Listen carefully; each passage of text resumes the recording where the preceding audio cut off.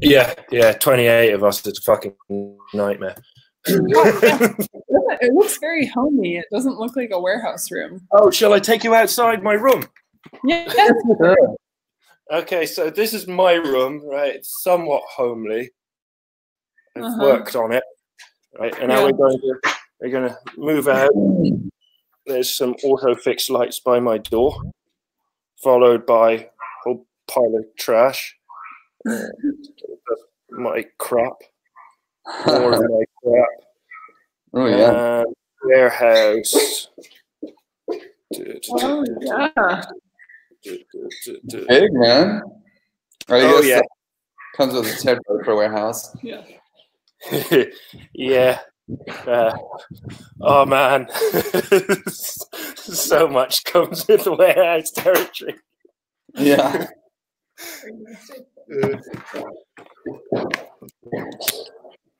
Oh, I got half out. Let's see, where'd that go? Those calories. Let's see if anyone comes to this.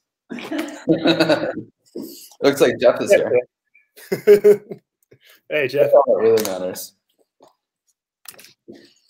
Hey, buddy. Oh, the world.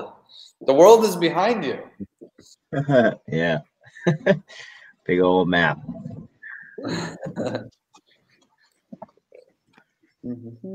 Strange looking map as well, actually, is it? No, it's normal. Might just be the angle of my computer.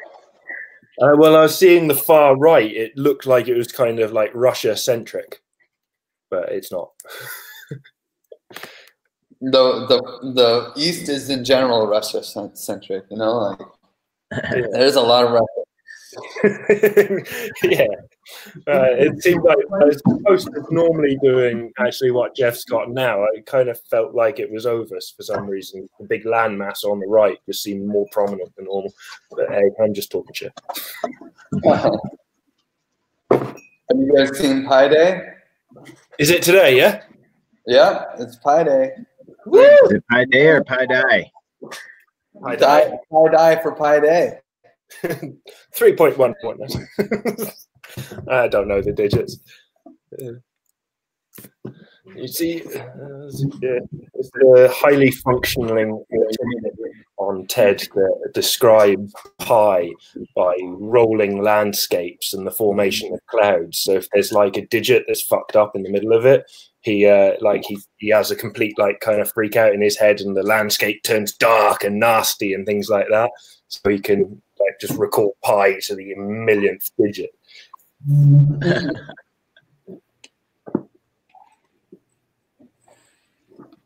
Let's throw that out. It's full of old people.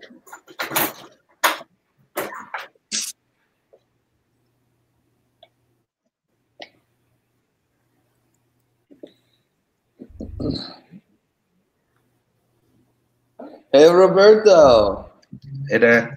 How's it going? Dude, great, man. So glad you're here. I'm so excited to hear the updates on Team 4 because, you know, I'm mostly focused on Team 1, 2, and 3.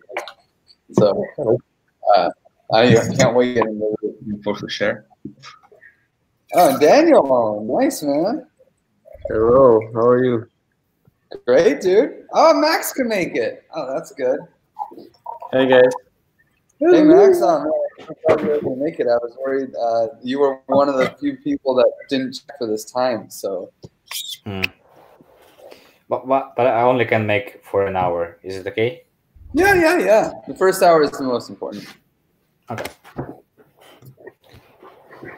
Hopefully, Pavle can't make it, but I'm probably just going to steal Pavle anyway. Oh, hey, Sergey. Привет. We can't hear you. You're on mute. Can you hear me now? Hear me now. Hey guys. I like how someone is just me. Let's see. I noticed Chris. Oh, it's. Is it Chris? We got work in progress. What about me? Yeah, about me. Huh? Not following. Okay.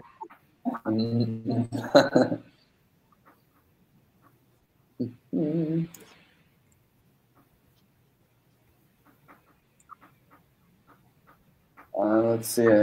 Don't forget about my notes. Or Lorelai, would you be down to take notes? Sure. So I'm posting the notes over here. Feel free to dive in and add some agenda topics if there's something you guys really want to talk about.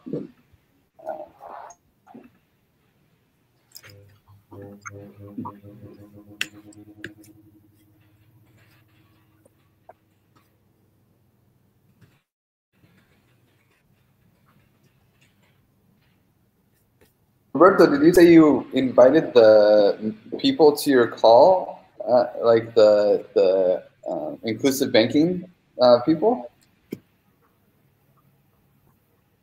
I was saying I invited the truck sponsor to our call with the team, and that's because, of course, it's good to very well define what it is that they're looking for, and so that we can choose different requests, and it's good to highlight the parts that they actually like the most.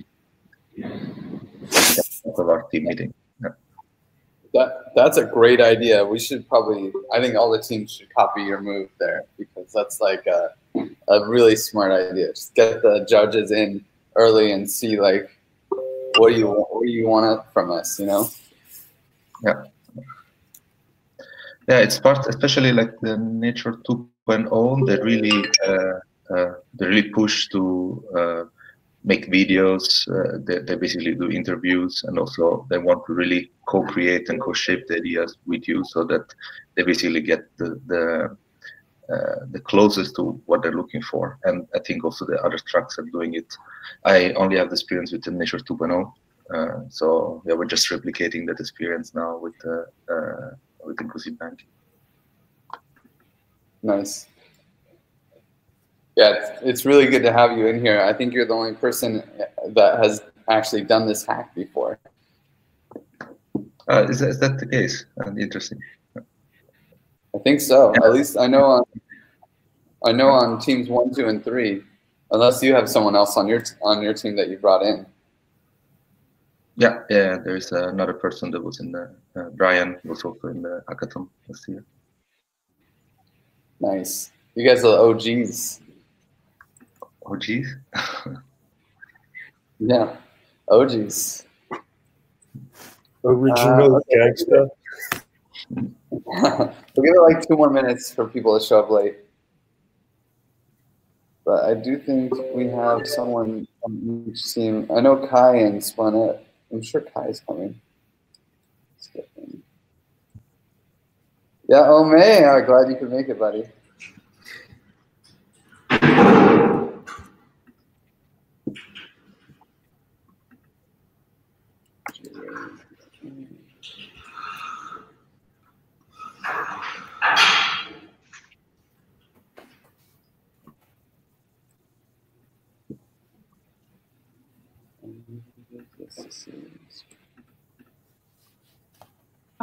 Are we coming back together after the breakout groups? Or no? I wasn't planning on it. We could if you wanted. Do you want to grab that?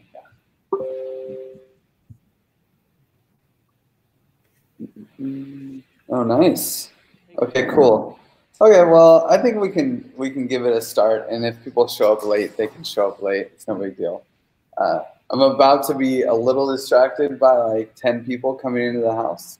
So, and Lorelai is going to be as well. So if anyone wants to like help take notes sometimes, Lorelai's going to help take notes, but if someone else wants to dive into the notes, they're on the side here on Jitsi. There's a link to the notes. But yeah, so the first, I think we're going to move the introducing teammates to a little bit lower, because I don't see anybody from the team, actually, anyone who needs to be introduced. So we'll just dive straight into the narrative. I wanted to, you can see the notes. I already kind of walked through the narrative. We had a Lumio vote, not very many people participated, but enough did to at least give proof of concept to the idea of reforesting Mexico being the theme that Team 3 is really going to work with. And Team 1, who's doing the token bonding curve, I'm hoping that we can, and Team 1 and Team 2, I'm hoping to keep it like kind of general.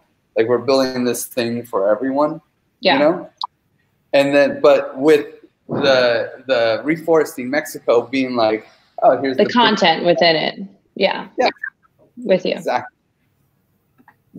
Well, yeah, Abby, like, what did you think about this idea for Team 1, and maybe just like keep everyone up to date on Team 1's thoughts on the narrative?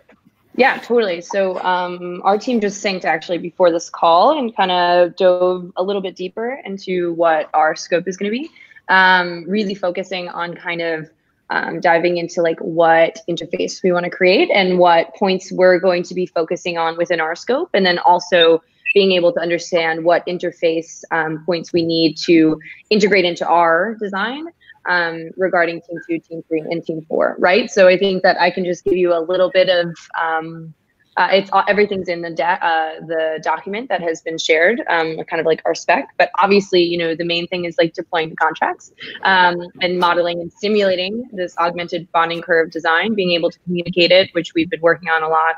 And then working with Billy and his batch bonding contracts to actually make it a reality. We feel good about that. We feel good that that's within the scope. Billy is going to be working on you know, messing around with the contracts, just kind of, you know, dealing with the bugs that one would deal with like, you know, launching into this hackathon. So we feel primed to do that right now. So to just dive in a little bit to how we're visualizing the interface, and I think this will change a little bit as we kind of dive into what the other teams are doing. But really kind of focusing on, you know, kind of like 5 major things, which sounds like a lot. But one is obviously like creating a really great buying and selling experience, which is key. One that works. Ideally, one that we can tag to real-time transactions would also be really great. And then a couple other, you know, the overall narrative for what we want to do is be able to launch, you know, and deploy the curve, but also be able to visualize it in a way that makes sense, that communicates, you know, actually what we want to get across, why this bonding curve system is important, why it's unique, and how it can be used, for example, within our overall narrative. So this obviously includes like a price chart. We're thinking of, you know, being able to understand who bought in and how much they bought in for and when, because that correlates to the key, you know, pricing function of like what a curve is, and being able to show and the user why they want to buy in early, basically. And so we want to combine that with like maybe social metadata, potentially 3-box profiles, potentially activity feeds, you know, kind of just giving a little bit more details to how the buying and selling is done within this system. So that's one important one, which is kind of what we started on with the ETH Denver hack. The second one is the timeline that communicates the vesting period. So the key thing for everybody who might not know about the augmented bonding curve is that tokens are locked for a certain amount of time until the curve reaches a certain threshold between the ratio of the supply and the reserve.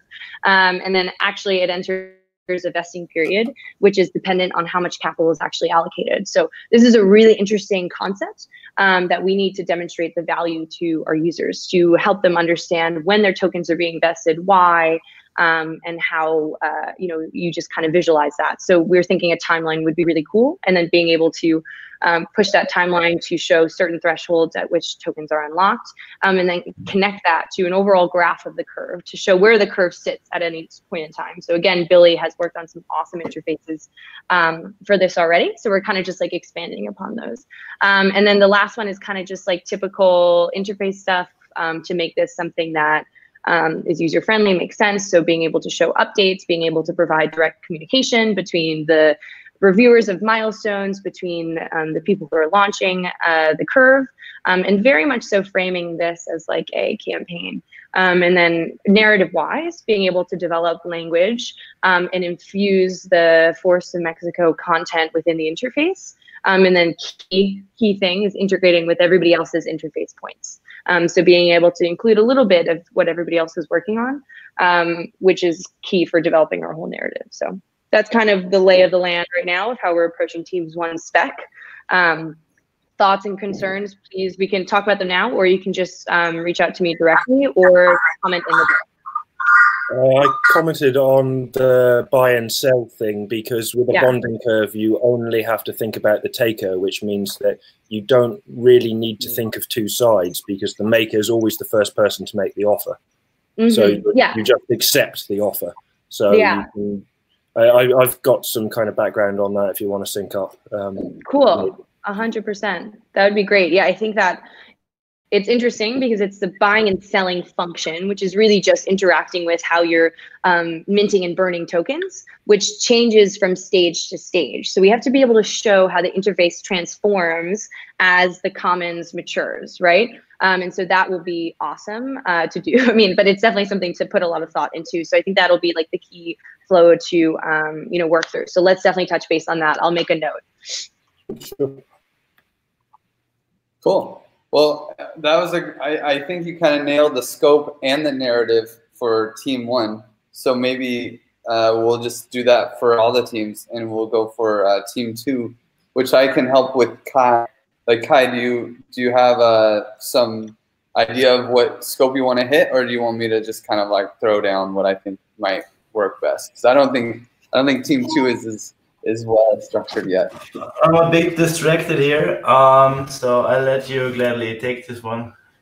Okay. So I just want to say the thing we have now, which is kind of the starting spec we had for ETH Paris, was a bit, you know, for that short time. And I mean, we really asked before to have like a better spec or like have info or what should we build, but there wasn't much coming. So we basically made it up the day before what really to do. And so I think that left us a bit with the impression, even for ODYSSEY, what are we building here? I mean, because we built quite some things, but for me it's very hard to see right now how it should interface everything, because our spec is for sure like it's a big collection of stuff. So that's coming from my side. So maybe you want to take this into your whole thing, Griff, to clean up the spec. Yeah. So I think on the narrative, for sure, the narrative is really for Team 2 is going to be mostly about, hey, we're going to try to create a governance model that works for funding projects from the commons perspective. So how do we govern the shared resource effectively, and how do we do it biomimetically? Because we are Nature 2.0. So really diving into that idea of, hey, this is more like when we add in the time dimension to conviction voting, which I think we might rename conviction voting. So watch out. Yes. But when we bring in the time dimension, it makes things move like nature does, and that's got to be something that we really flow into.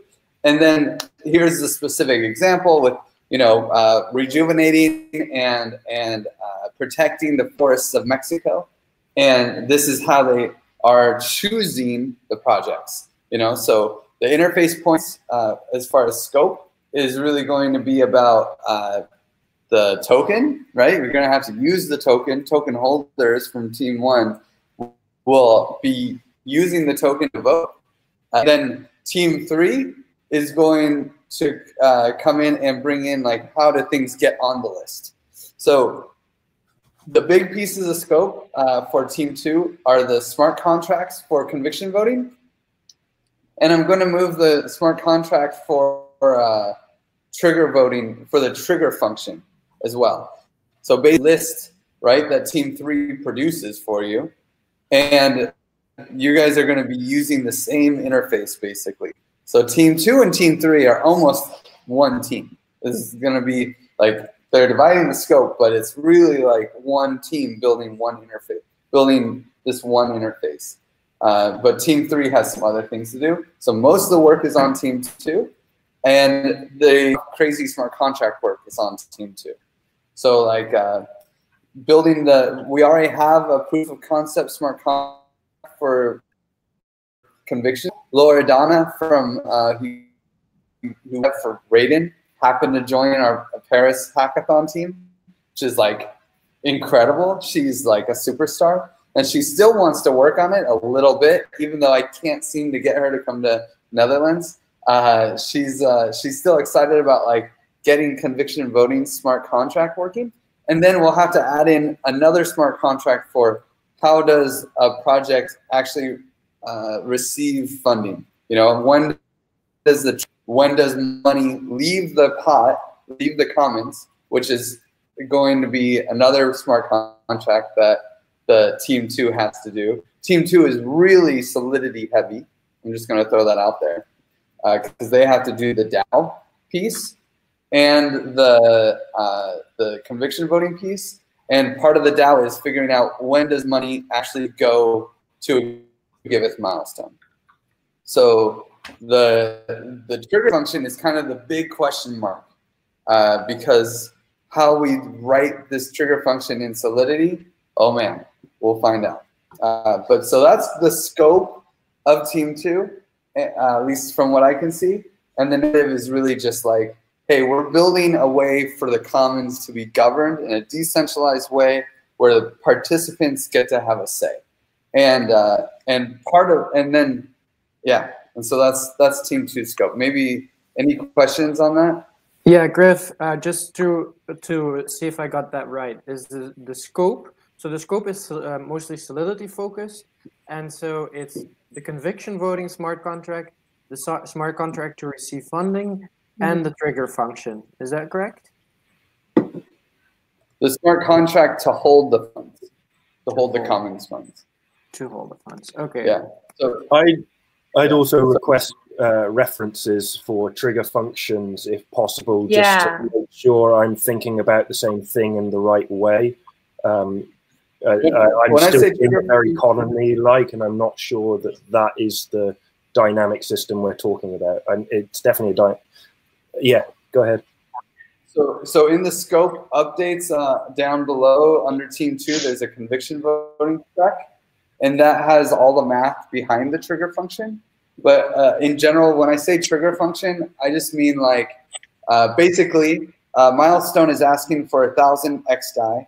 The total pot the DAO has is 100,000 XDAI. And so depending on the amount that the Milestone is asking for over the amount that the DAO has, how much total power of conviction is required for it to get funded.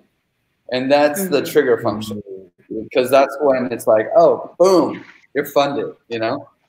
Thinking about it, this sounds quite like Team 4's macroeconomic model on one layer closer to our core, if that makes sense. Because you're assessing over a time variable when you want to change out apples for oranges, essentially, because it's a cash out function of the DAO, I think. I might be wrong. Yeah. You're saying that there is 10% of the DAO saying we should take out 10% of the DAO. Conviction passed, you get 10%, yeah? And we should have that vested over a time. So it is kind of quantifying what to cash out and over what period, yeah? Yes. There's some variables there, like 10% doesn't require 10%. It's going to be like, oh, 10% is required for like 3% kind of a thing, you know? Yeah. And then there's also the fact that the money doesn't actually go to the people. It just goes to Team 3. It goes to the giveth milestone, and then the milestone has to actually be completed for it to be paid out. So yeah, and I think. Go ahead. No. Oh, sorry. No, I was just going to jump in there and say on an interface visualization end, how we want, is that within the scope? Do we just want to make it work, or do we also want to, you know, kind of design an interface that communicates how a user is staking their conviction or their momentum or contributing to the momentum of the voting, whatever we use language-wise? Is that also within the scope for Team 2? Definitely. Or is that a Oh, it's totally in the scope. That's where Sergey comes in, man. I'm so glad to have you on Team 2, because the UI for this is going to be pretty massive. And also, it's really just I just wanted to ask who else is working on the interface side. So I'm just thinking, because we have this narratives that all the teams going through, and like our projects basically are connected, and so I'm just thinking if I'm the only designer here at the Team 2, or we have also other designers working on different parts of this general interface for all of our projects, and should we combine, like, for example, I'm working on the UI of voting part, and some other person working on UI for the first team, and like I think we still should communicate together if there are like more designers, or should I like, am I the only guy who is doing everything in the one interface, or like, yeah, so I'm just thinking about who else is working on the design part. I would say in that sense, it's not like the teams are not really matched for like one presenter, one designer, and like 3 devs. It's really so for example, I can do that too, and I'm front end mostly myself. So, and we're both in team 2, and you know, so we said the teams work together. So I think there will be some time where we need to find out who works on what, but I don't know if it makes sense to define it per team. I think we should see it more as one cohesive big project. Yeah.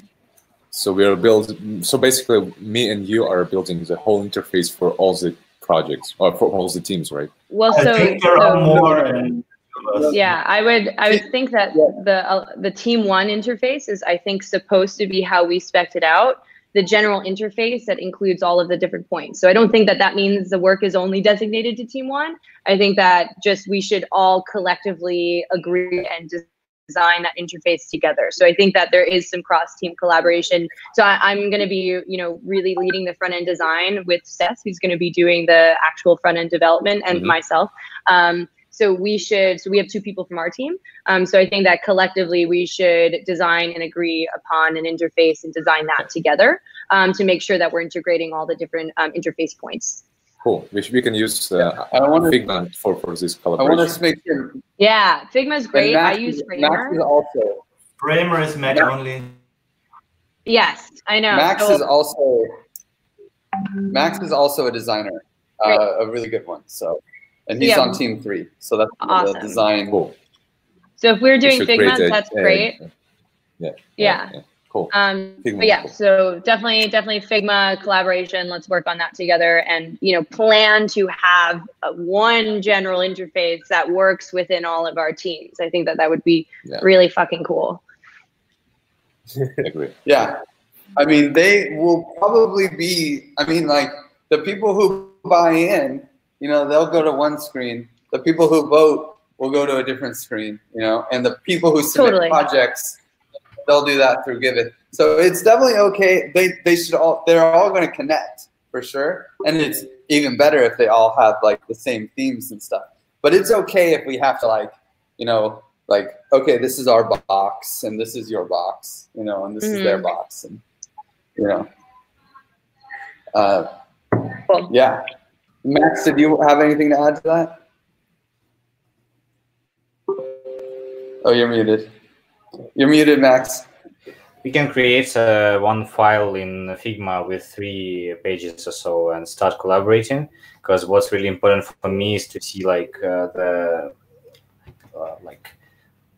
use case. So like so we can share like complete user journey in between those interfaces.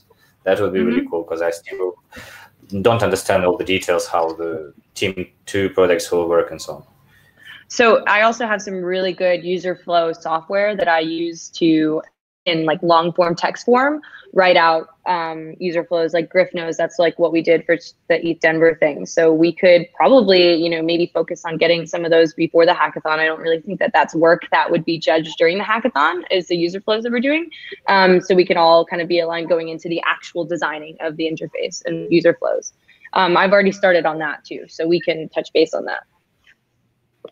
Yeah, don't be afraid. It's like if you want to start, go for it. Like if I want to what? Yeah, pick up from there. This is such a different hackathon than the F Global hackathons. They want you to have work done early. Cool. So yeah, let's I can take a stab at just giving you, just developing out what I've put together. It was really team 1 focus, and I'll try to do some based off of these notes. Kind of set a frame for this, you know, in this software. It's called Whimsical. It's really great. And I'll share it with everybody. And then the design leads kind of from the teams can hop in, we can define the user flows, and then kind of just starting doing some base level designs from there. That sounds good. We should move to team 3. I do have a feeling that there's going to be some like design meetings. Definitely bring me in, as I think I kind of have the whole picture more than most people. So I'm excited to be a part of those discussions. But team 3. Okay, so team 3. I know Max is still leading it, but I haven't done a good job at like really like having more meetings with Max to like get him in the flow. So even though he's been killing it with organizing us, so thank you for that, Max. But I'm just gonna dive into the narrative of Team 3. So Team 3 is really focused on reforesting Mexico. This is while what we do with it is general purpose, we're gonna be more of the like, hey, we want to bring actual benefit to people in Mexico. And to do that, well, yes, we're really excited about using blockchain technology and all this AI stuff. It sounds really fun, but we want to insulate the people who are doing work from the risk of all this experimentation. And to do that, we're going to use Giveth, right? And we can fund milestones, but we create an open platform for people to, with decentralized governance and AI tools, and to help Mexico. But at the same time, we're going to make it so that anyone can fund these things besides just the DAOs and AI bots, right? And more so, we're also going to bring people to the actual money to people's bank. So that we can find we have a end-to-end solution in Mexico, which is why we're choosing reforestation of Mexico as a narrative. Also because the guy who gave the presentation was all about reforesting Borneo. So we're just gonna kiss his ass as much as we can, but bring it to Mexico. That's the idea. And then as far as like the scope, what our place is just forming that list to be voted on. So how do things get added to the list? How do things come off the list if they're not funded? So that's the scope of Team 3, and where it interfaces with Team 2. It's really like giving them a list, but also people to get on that list, they'll have to make Giveth milestones. So we'll work on so if the trigger function says money goes here, we'll do that part that actually receives the money on the Giveth end, right? So there'll be the Giveth smart contracts are already working. We will be able to do everything on Rinkeby. I kind of imagine that we'll do everything on Rinkeby because Giveth's already on Rinkeby. And what's really cool here is we can actually use the real Give platform if we wanted, to make this like a real thing. It's like, no, we're gonna I would love it if we could find some real projects, some real projects that need funding in Mexico, and even try to get them on board with this. Like that's maybe extra credit, but that's that'd be awesome. That would be really awesome. Yeah, it would be sick. Like that's the dream. But maybe we'll see. Like that scope, I'm still working on whether or not that's feasible. The other piece is that in the narrative we have Libre and being able to take money, crypto, and put it straight into people's bank accounts. And what's really cool is that they have these convenience stores in Mexico called OXXO, and people with Libre accounts can go to OXXO and get cash in their hands. So if they don't even have a bank account and they're just some indigenous people in the jungle, but they need money to go buy some plants, they can do it without a bank account. So that's just a really sexy narrative. But it doesn't have anything to do with the scope. We don't have to do, oh yeah, go ahead, Max. You're muted. Sorry. Do you have an idea how XDAI will turn into local currency? Yeah, that's key. We're actually doing a test run right now with Libre. They're collecting XDAI for a cancer charity, and converting it into local currency for them in their bank account. So like that's happening today. It's Pi Day. There's like a Pi Day thing. So they just having a. I mean, I know the guys. They're still piloting this project. It's not like it works right now to put money through. Well, it does because they're doing it, but only like on a whitelist kind of thing. You have to like know them and they'll work it kind of thing. So it's not fully launched. Hey, Griff, so yeah, but more. Yeah, could you go back to the scope? So I have forming the list of the milestones, enabling the receiving of the funds, and then you got on a sidetrack about OXOs. So I lost you there. Yeah, yeah, exactly. So forming a list of milestones, this will involve people staking tokens to a list, and this will be something we have to do on the interface of Team 2, right? They'll stake tokens to a milestone. I kind of imagine it. I mean, I don't guess I don't have to go to my ideas for that. And then if they take away their scope, if they take away their stake tokens, then it falls off the list, right? So that's how things get added and taken off the list. And then the other piece is giveth milestones. We'll need to be able to receive XDAI from the commons and then convert XDAI into tokens and then distribute the tokens. So that's this main smart contract piece. This should be a small little plugin that they need to do, as well with the staking tokens. That's another smart contract piece. But both of them are relatively small. And then that's pretty much it. We'll have to make some milestones for like reforestation in Mexico. And we'll have to like work with the Giveth system and like make sure we can deploy it and all that stuff. But it should be relatively easy, and hopefully we can.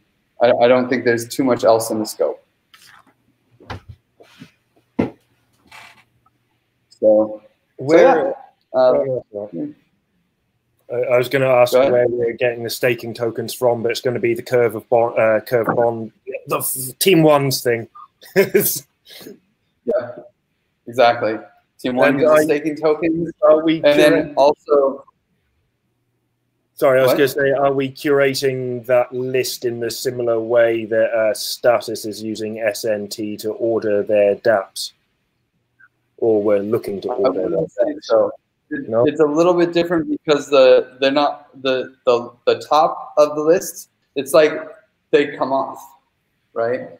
So when most TCRs don't have things coming off the list on top, right? So when the trigger function is pulled, then the cream of the crop gets taken off. But the other thing is that we're not ordering necessarily by like best, or in a way ordering by best value. Right, so like, and it's weird. Like the ones that come off might have less conviction than other ones, because if something is asking for $10,000, it requires more conviction than if something is asking for $1,000. So it's really not ordering a list. Mm-hmm. We're choosing the best value from a set. It is a curation, but it's not a registry. It's not a token curated registry. It is curation, but it's choosing from a set, not ordering a list. Mm. Yeah. Yeah. And the other piece where we interface with Team 1, that when money gets sent out, the people receive tokens for doing projects. So like, you know, we get to talk about. We get to really nail down the reforestation thing and come up with ideas of like, oh, we're going to buy this piece of property that wants to be like that, you know, someone wants to turn in palm trees or whatever, right? For palm oil. Now we're going to buy that piece of property instead.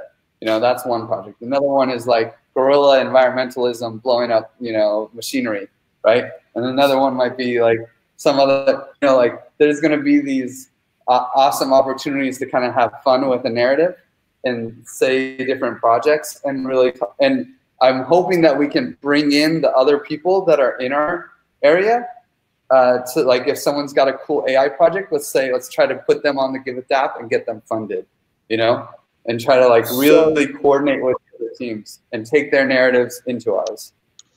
So one of the things that Willie Schmidt was going on about, which I believe is Team 3's team, right? This is the scaling wildlife. One of the handy things, so this is like the recipe curation mechanism. So he was talking people, planet, profit were the metrics to measure causes to go forward by. So if we use them as our like metrics through what's Teams 2 thing, it's kind of like Team 3 is kind of they're all kind of similar stuff, but we're preference signaling, preference voting what recipes should get put forward.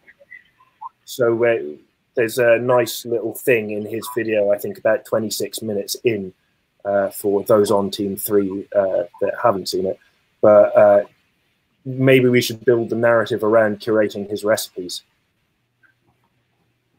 I'm definitely down with that. Seeing what kind of and especially if those are easy to access and we can like plug that in, then definitely, right? We should talk to him about that. Yeah, I don't know, but yeah, that's.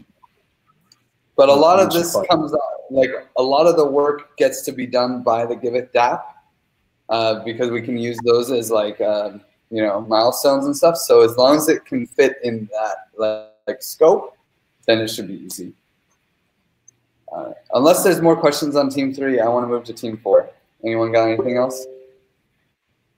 Okay, Roberto, can you break down Team 4 for us? Yes, but first I wanted to make a comment about the different teams' scope, which is so far, I mean, we have discussed the technical aspect of what it is that the implementation is going to be, but please consider that each of the track have its own purpose, right? So there will be 5 teams competing to basically satisfy the track sponsor purpose. So I think that in order to be able to bring the cash home for the price and have the development at the same time, what we need to have is that we have for each of the team a story that fits the track like a glove, right? Yep. And the idea is, I think that especially Team 3, so it's always a chicken and egg here, because let's say if we do have all the development on, then basically we can just get that macro system and put it into the different systems, into the different tracks with a different story. This is how this system solves the problem. This is how this system solves this problem. But we basically need to be able to kind of get the story right from the beginning. I'll give you an example, like for the ODYSSEY team, the scaling ecosystem. I think they're looking for a way to basically have an hackathon. And so what is this hackathon? You have like track sponsor coming in, and this track sponsor bring in a prize, and they have a purpose. So the prize is for this purpose. And let's consider that that's like the teams are like proposals that are there to satisfy this purpose. So you have 5 proposals for each of the purpose, which is the tracks, and basically the top one would actually get the prize. So I think ODYSSEY is looking to have something on along these lines, where basically institution can fund projects in this way. And I think that give it and the development can do it. The development that we actually, if we put all the things together. But the thing is, like, of course, when they're going to judge, they're going to see, is this solving our problem or not? And I think that that's very important to make sure we basically satisfy each of the tracks, while of course doing developing the common stack. Yeah. And I think what you're doing by inviting them in is like to a call. We all should be doing that. I know we have a call with Willie, but with all the teams in a week or so that he organized. But I think I hope teams can try to find their judges and coordinate with them, and like get a call in with them to see what they really want as soon as possible. Now, specifically for inclusive banking, out of the deep dives and the conversation that I had with the track sponsor, what they're looking for is, indeed, inclusive banking is an exchange of assets without passing through the monetary system, right? So how does that fit with what the rest of the teams are doing? Is that basically everything right now revolves around a monetary input, right? So that's starts the whole process. How can people contribute to the Give It DAO? Not necessarily with money, but basically how do we bring in different assets? Like, I don't know, I'm going to give time rather than money, or I'm going to give energy rather than money for that purpose, right? So what we're going to do is basically extend the Give It DAO with some functions that are going to be able to exchange with a predefined set of values that we will learn more from the track sponsor. They found out 21 assets that they want to exchange. Hopefully, within the week, we'll find out more about them. And then how can this basically get put in instead of money into the token bonding curves? Oh, that's cool. And, yeah, go ahead. Can I ask?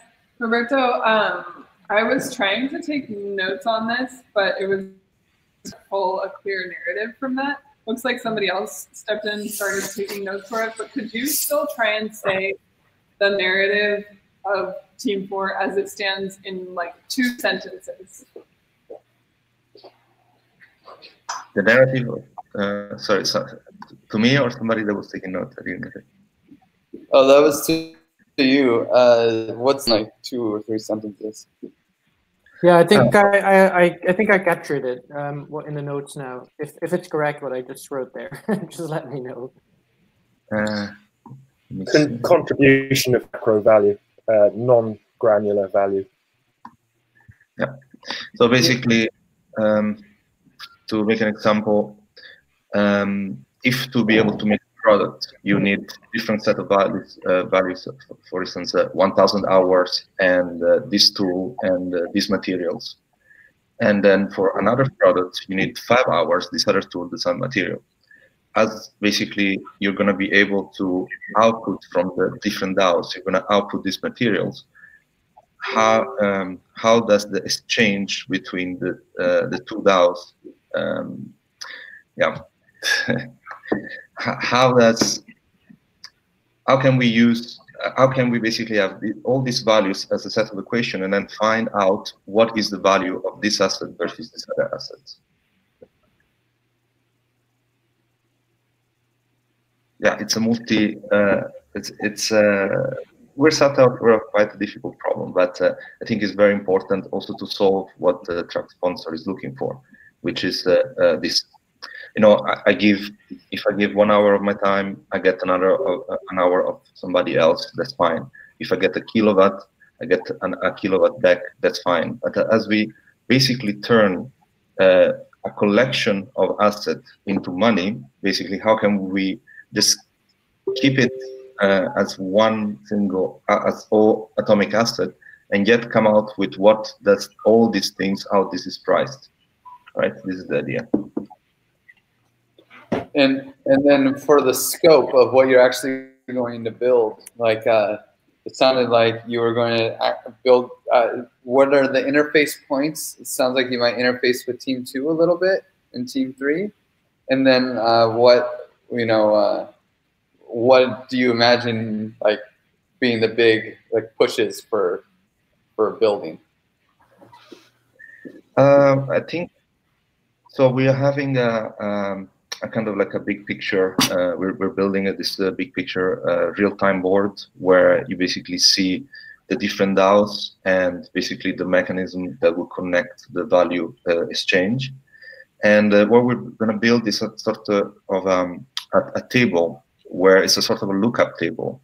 It's a resource ecology, we call it, where basically each of the resources are listed together with their component resources. So what we do is that we're going to travel this graph back and say like, okay, to make this, I needed this. To make this, I needed this. To make this, I needed this.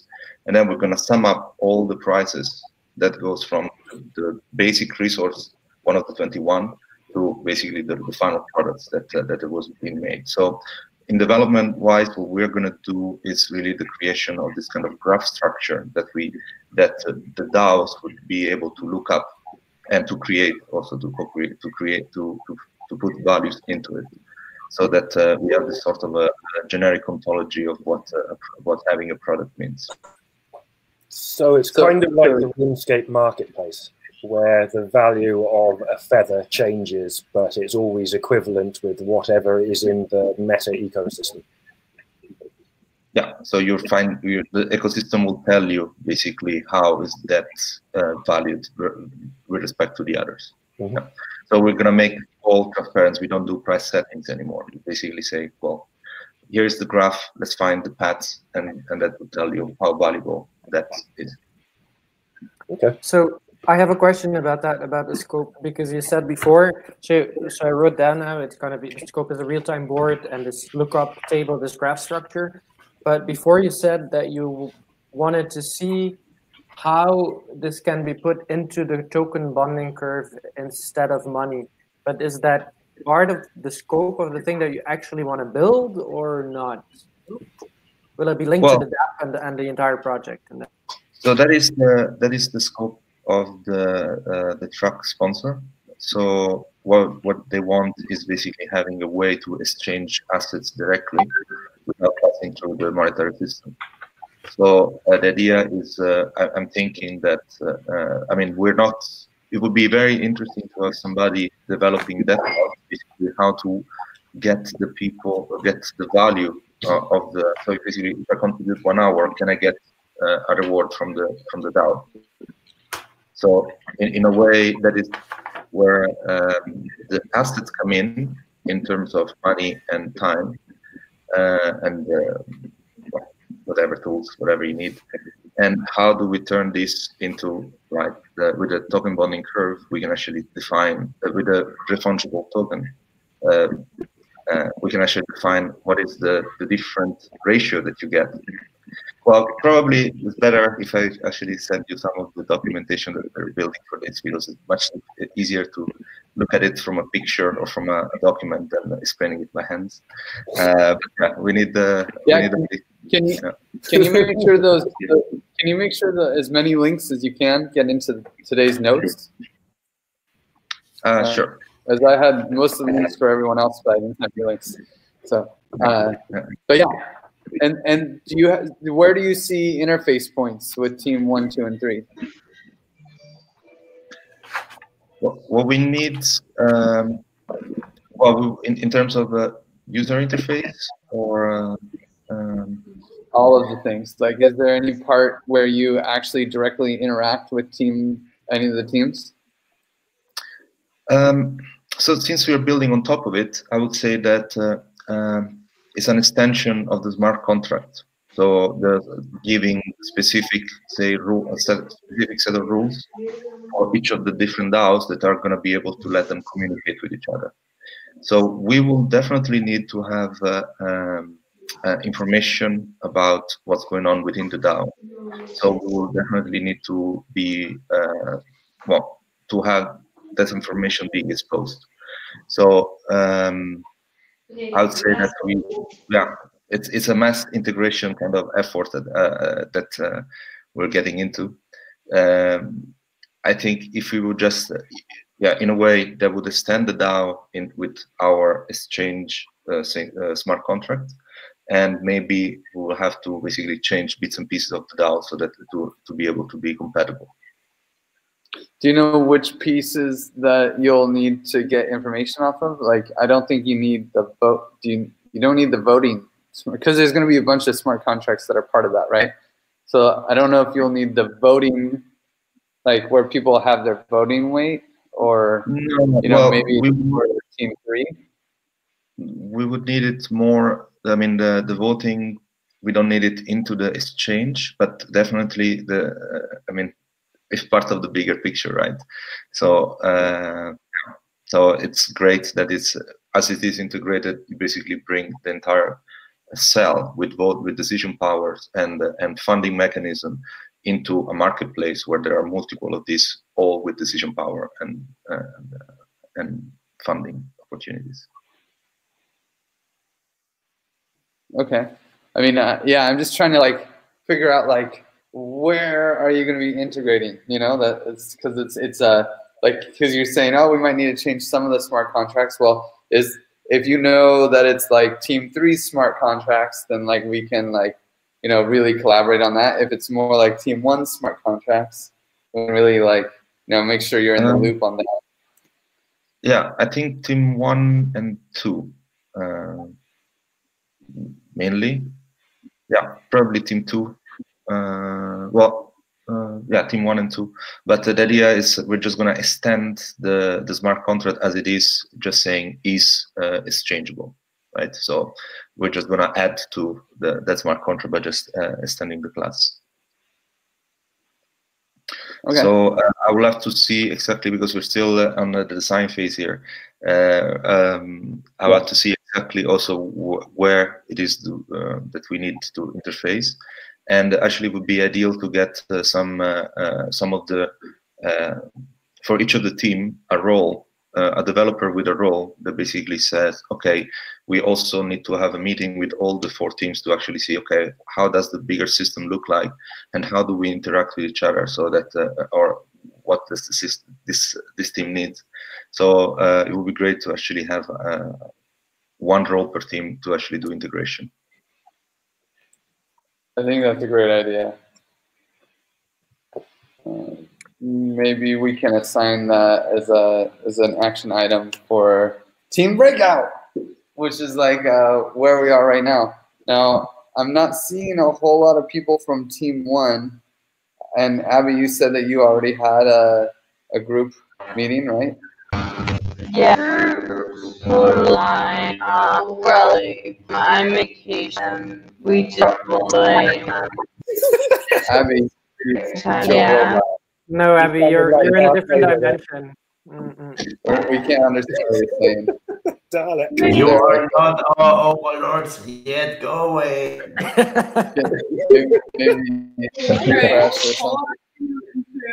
I always knew she was a robot. She gets too much done.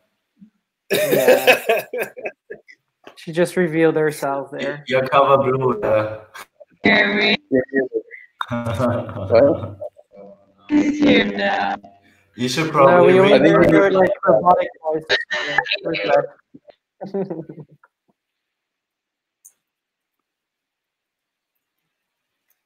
Well, my main point was that I don't know if Team 1 wants to have a breakout, and I don't know, Team 4, do you want to have a breakout? Or, oh yeah, you sound great now. Okay, I'm sorry. This is what happens with my Bluetooth headphones. Ugh, that's so obnoxious. It sounds like major storm static, right? Yeah. Okay, sorry. So Team 1 already had a breakout, and are you going? I don't know. Do you want to use this next hour to do another breakout for Team 1? There really isn't anyone else here. So. Yeah, I think that I actually have to hop off in like 15 minutes because I have to go to another meeting. So maybe I'll sit in on someone else's, one that makes the most sense. Maybe Team 2, just so we can get super aligned on UI and stuff. Maybe I'll just like sit in on that and listen. But Team 1, I'm going to be touching base with them after this and doing a sync up. So you can just use our document as a reference for like where our breakouts are going to be, if that sounds good. Perfect. And Team 2, does anyone want to lead Team 2's like breakout session? Yeah, I can do that. We should also hear, because Bonnet is here, he joined late and went to this welcome day yesterday.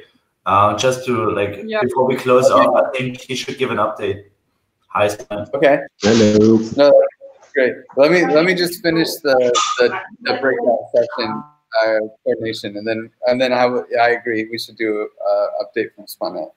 And then so Team 3, definitely we have a lot of people here, so I would love to do a breakout if we can.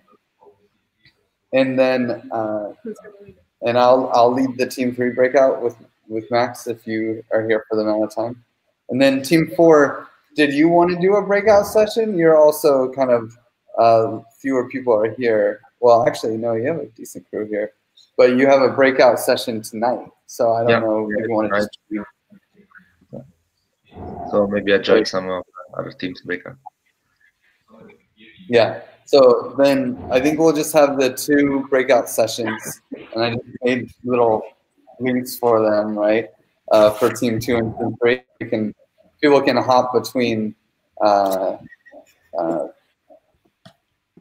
So people can hop between the 2. And maybe we just do Team 2, because if Max has to go, everyone else needs to be updated on Team 2 anyway. So maybe we all just focus on Team 2 for the next little bit. That could be. I think that's a good plan. Yeah, I think so too. Because I don't want to. Max is the main organizer for Team 3. So to lose him, it's real tough. So yeah, well, let's get an update from Spawnette, and then we'll deep dive into Team 2. Yeah, so I went to this event yesterday, and what really amazed me is the amount of organization that these people put into it. So it was like a regular meetup, but there was like, I think there was at least 350 people there. So it was really massive. They had the whole stage set up and PA and everything. So it was really massive. What really struck me is that the sort of the intensity of the hackathon, that they're the way they approach it. I think we really should focus, at least that's my impression for myself, that for me, I should really be more focused on the preparation of the hackathon itself. So really what they're expecting from all these teams apparently is to come super prepared to that hackathon. They have a lineup which is super impressive of all kinds of like Jedis, as they call it, so people that can facilitate it. But so there was like, so the evening went down with all these teams that provide Jedis, that they sort of explained who they want to bring to the hackathon and what's sort of other services or skills that they brought to the table that we can tap into. And like I said, it was really massive. So I put a small rundown in the on the Telegram channel. So one of the things that amazed me might be interesting, because I think it's still sort of maybe a black or a white spot in the organization, is they had Loyens and Louf, which is a pretty large lawyer association, which is active in the Benelux and in Switzerland, and they bring like 16 lawyers to the floor. And then they have all the rest of their team, which is about another 100 lawyers on standby. So because we can really ask them anything, going from GDPR compliance to how to organize token sales, regulatory frameworks, whatever. So that was something that struck me. And then so the main organizer of the hackathon, so he was mainly saying that we should focus on the why. So why are you participating? That we really should have like a clear goal and our ambitions stated. So yeah, so the main thing, and there was also like a testimonial from a guy that ran through the hackathon last year, and he was now in the stage of like creating so they already created a startup, they raised money for their project, and also it really took off. And he sort of gave his testimonial. What I got out of that was, for example, so what they provide in the hackathon, some practicalities, they provide a large whiteboard, and they also provide some sort of a canvas, like a blank canvas. And all these other Jedis, they can provide like support on filling in that canvas and so forth. But that's apparently also a big part of the hackathon. So really to get the whole narrative straight. So you really see, like in videos of last year, for example, you see all these teams very active on that canvas to get the story straight. And yeah, so just be very prepared. What also was apparent, maybe it's just a gimmick, but I think it's still important. Almost all these teams, they had like special like some landmark for themselves, like a special T-shirt or a lab coat or whatever, so you could really distinguish all teams from one another. So that might also be an idea for us to create like one T-shirt we can all wear or something, especially for the hackathon, or a cap or whatever. Other than that, yeah, there was like a list of partners that provided technology tools, like people from Factome, VMware, IOTA Foundation. There weren't really things that stood out for me. It was that I said this is really something we can use. So I don't know if there's anything interesting there.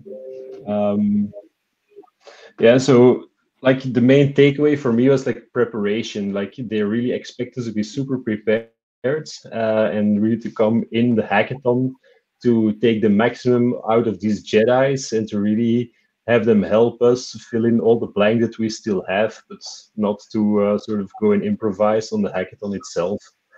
I think a big takeaway there. Were there other practicalities? The video. The video.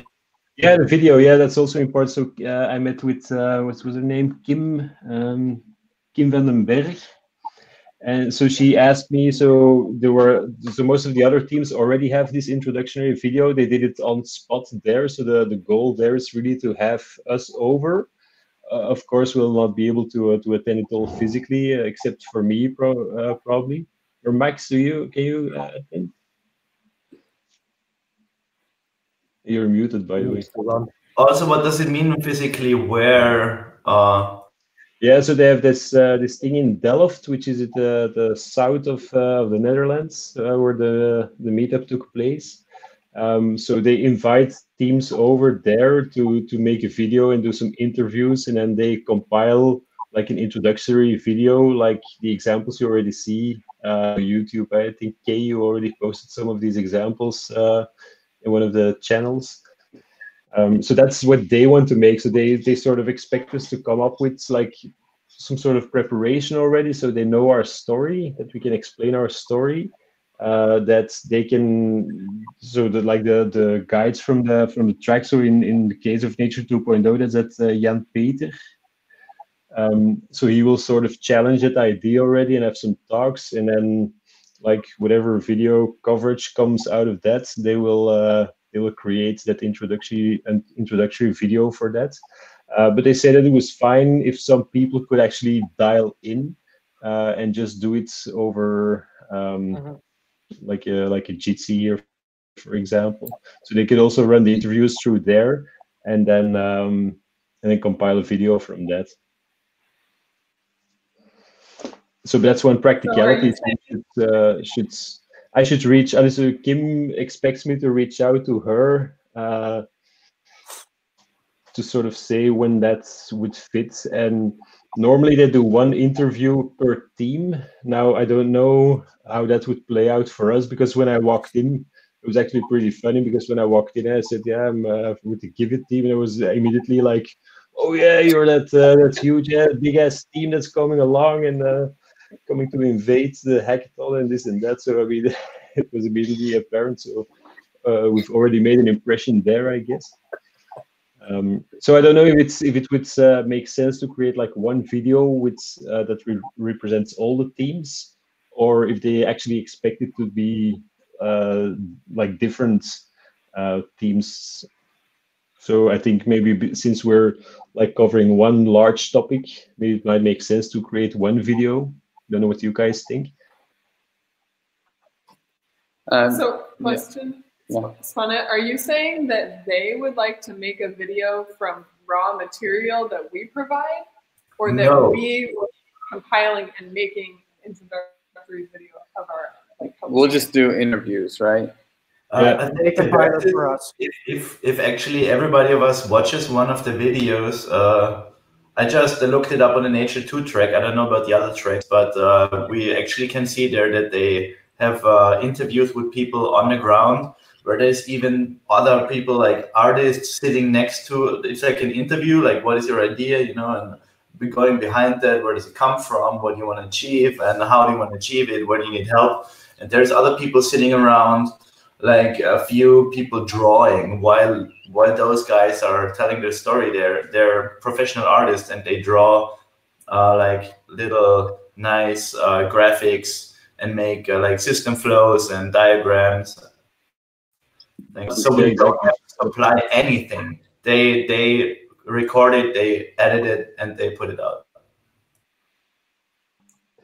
Yeah, exactly. That's the way they explain it.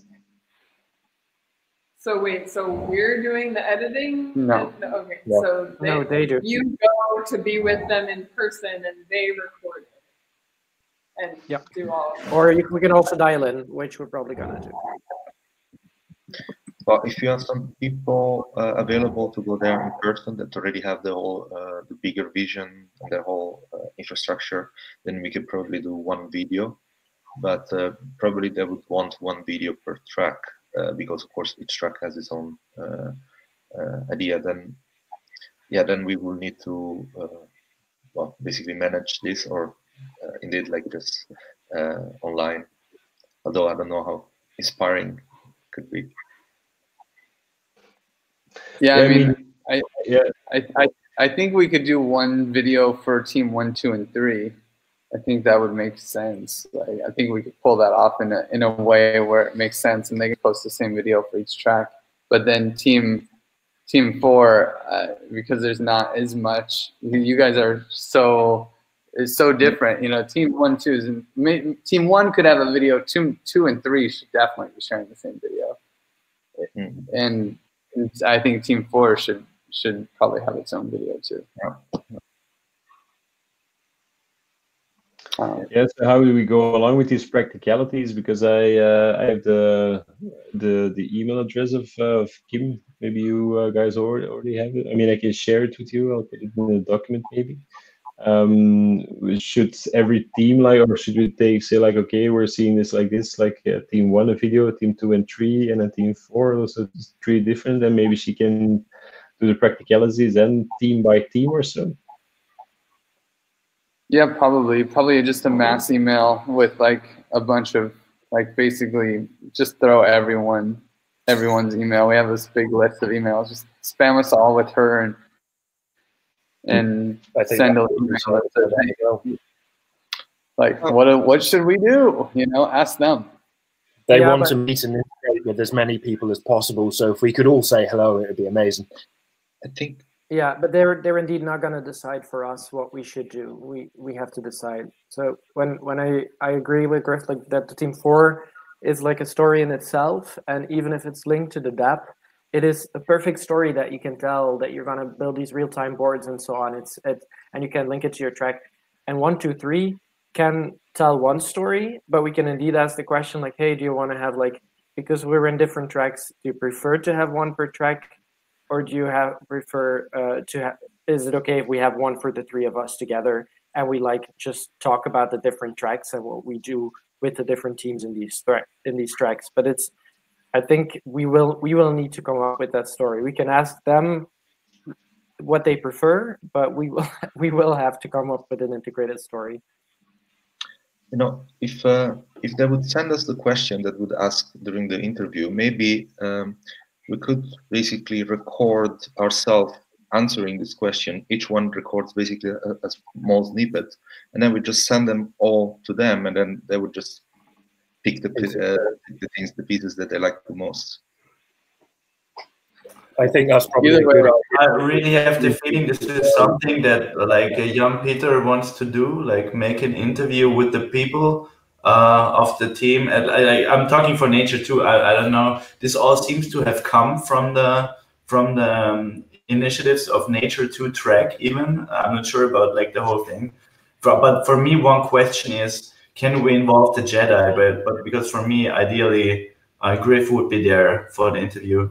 I'm considering just hacking. I'm considering being a hacker on one of these teams as well. Like, that would be amazing, because even in Earth Paris, it would have been so awesome if you would have been part of our team, you know, officially, and just like hack away with us. We could have used you so much.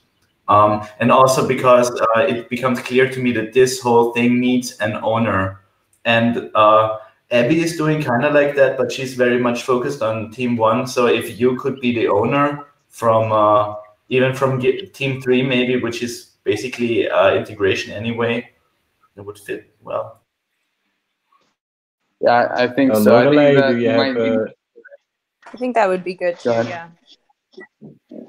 Yeah, Lorelei, is there a shared document with like meeting notes? Because I received some mails from Kim, and she also refers to a Google Drive where there are so the teams that they already interviewed, they have like the interview questions and their story and so forth. It's all in a shared folder, so we can like get some inspiration maybe from what other teams did. Yeah, absolutely. If you could put that link into the meeting notes, I just put the notes into the ODYSSEY chat here. Yep. So, and I put an update from the Sonnet section in there, so you can put it in. Cool. Well, let's do. I think the results of this. Thank you, Sponet, for going in on the ground and like figuring out what the hell is going on, and like coming out of your own free time to do that and represent like 30 people basically. You're like our elected representative, or I guess you were just a heavy burden on my shoulders. Yeah. It sounds like the action items are to make this email. I still think we need to ask them more information of what they want, and then we make the decisions. But I think that's clear, and also the background knowledge of being prepared, over prepared, and coming with lawyer questions. Maybe we should get Baron to get out there. Yeah, that was also the impression that I had. Like it would totally make sense if he was there too for like figuring out everything, because I really believe that like you could just being there and asking all these questions to these lawyers might save you like maybe 4 weeks of FaceTime with lawyer offices later on. Yeah. Well, hopefully they're cool with Swiss law. But let's go to Team 2. I'm curious about getting like a little bit more work done on the scope for Team 2 and maybe a little bit of Team 3, and hacking that out. Yeah, can I just say, so it sounds like you guys aren't going to do full-on breakouts. You're just going to shift the focus to Team 2. But I think that for team breakouts, we should think about 2 questions. One of those is like a more detailed timeline of your scope. So what parts of your scope are you planning to accomplish in the 4 weeks until we go to ODYSSEY? And what parts of the scope will you accomplish during the 3 or 4 days on the ground there? And then the second thing is, can you assign someone on your team the role of being responsible for integration, like liaison with the other teams and the larger project overall? And I will send those questions out to all of the teams on their individual Telegram chats, but I just want to put those goals out there if it makes sense for you guys. Cool. And my question is then for the storytelling and those interviews, that mail that needs to be sent to get more information to take a decision, is that something that you will do, Griff? I think that's Sponet because he has the contact, right? Kim is connected to all of us, but I think Sponet is kind of been asked or tasked by Kim in some way, shape, or form. So maybe he wants to address it. Yeah, sorry, can you repeat the question? Because I was trying to translate it or get that mail translated that she sent me, so that Kim sent me. Are you down to respond to her and include all of our emails into it? Oh yeah, no problem. Yeah, I'll take that. No problem. Cool. Okay, so I'm so glad that Emily could come in just in time for like Team 2. Maybe we could do like some shows from everyone who's on Team 2, and just like start there. So Emily, you want to like say who you are and your thoughts on ODYSSEY? Oh, yeah. Can you hear me? Yeah. Can you guys hear me? Yep. All good. Okay. Sweet. Hello, my name is Emily, and I work for a company called Level K. We do a lot of stuff with governance and curation markets, and I am a part of Team 2, and we'll be helping to develop the smart contracts for the conviction voting signaling preferences. What was the last thing? What else am I supposed to say? Your thoughts on Odyssey? I don't know. Whatever you want, just something. So I watched those videos that you guys posted to the channel. Yeah, and the hype seems high. Everyone's super stoked, and it seems like it's going to be a very yay, innovation experience with lots of people from around the globe. So I'm excited to see and experience that energy. And I think that this entire project is a really, really cool use of curation markets and kind of doing it right. So I'm excited to pitch in. Okay, let's pass it to Sponette, who's also on Team 2.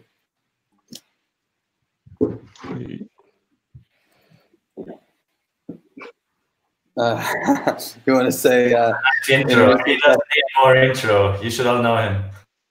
I don't need an intro. I'll just drop the mic and walk out. But yeah, you want to say what your background is, Sponette, and what you think you'll be helping with on Team 2? Yeah, so my background in the Ethereum space is mostly like smart contracts stuff, and then plumbing all these concepts to whatever needs to be done in the front end. So that's I think the main skill I bring to the table. Maybe also some of the translating problems into Solidity codes, those kind of things. Yeah, and I think. But the scope is it's not really set for me yet. So as far as I understand it, we'll be reiterating on the conviction voting aspect of the solution. But for me, it's not really clear where it starts and where it ends for us. So that's something I still need to clarify for myself. I don't know if that's an answer to your question. Yeah, and Kai. You want to intro yourself? You're part of Team 2. I'm Kai. I work with Giveth. Oh my head, it's very cold here. It's still winter. So I work with Giveth. I like to hack with Sponette. So we just did the ETH Paris, where he is the master and I'm the scholar. And I learn so much every time. I'm mostly front end and designing and cat herding, GitHub project man, that kind of stuff. So I'll probably be the integration person to the other teams and try to find one super UI with the other designers that are on the other teams and connect from that side. Yeah, I'm looking so forward to Odyssey, and coming out of ETH Paris is especially interesting because we kind of dealt with the problem already and saw how much we could do in a few days, and also what we could not do in those days, and which reinforced within, especially Sponette and me, again, this we need to prepare our scope really well. We need to know everything we want to build basically from day one, which is the best outcome for us. So I expect Odyssey to be crazy, and yeah, I'm looking forward to it. And I think that, yeah. It's the other people on Team 2 are Sergey, who's a designer, but he had to leave. And who else is on Team 2? So there is Emily, of course, who is here. There is Mike, who works with Emily on Level K, and there is Zoltan, who is kind of a rogue guy. He's a full stack engineer who made his own donation debt. That's why he came in contact with Giveth some time ago, and he's really an awesome dude, and yeah, one of our magic jokers, which is a good thing. Yeah, Zoltan's app is very close to ours in a way. Right? Nice, man. Well, maybe I wonder if Zoltan should switch to Team 3 then. I don't so know. But that's the thing. Like, so one question I have is, should we bother with this switching team things? Because I feel like we would never get done. If we want to switch teams or mix them up, we need basically an all hands meeting again where we make this, because it's so hard to get everybody in a room, and we took a long time by filling those spots. And I feel like in the end, I don't know, how much does it matter in the end what team people were assigned to, as opposed to on the day at the hackathon, day 1, day 2, day 3, what do they work on? Because I think if we keep fluid with working on stuff, and just have this like, okay, this is a registration thing, then we have to have teams of 5 or 6 people, and we just keep it like that. Okay, this is registration, and I think we are in a capacity where we have somebody who can present on every team, and that's probably the most important team-wise. Yeah, I think team 2 and team 3 are basically the same team. As far as I'm concerned, like they have different focuses for sure, but it's like if you're on team 2, but you should be working on team 3, you just work on team 3 and you don't have to worry about it, you know? Okay, well, let's nail down what we have as assets, right? So I want to point you to a thing here.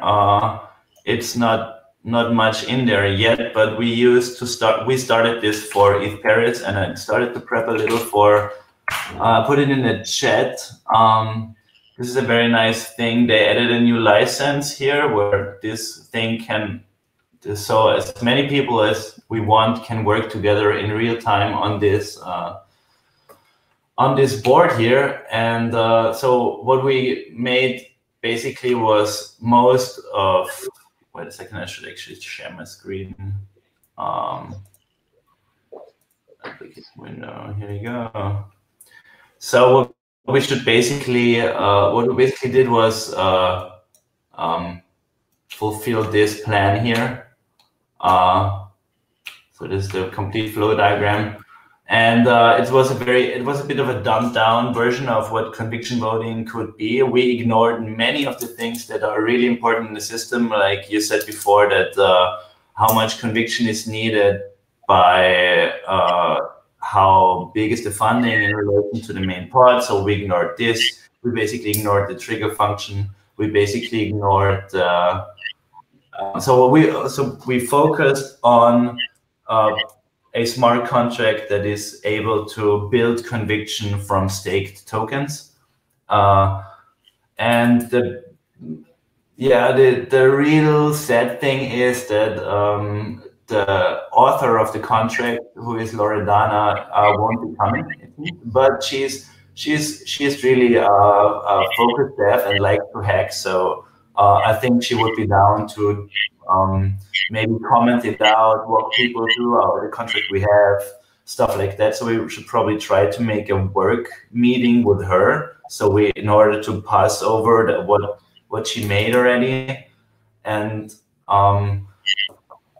we have the GitHub repo is over here, up there. I will put it. So I was imagining we could use those boards here for making more flows like this. Like in the end, it would be awesome to have the whole of what we do as decision tree, so we really know when we have to do what. Yeah, and we have so there's a repo up, and the repo is called Gitviction.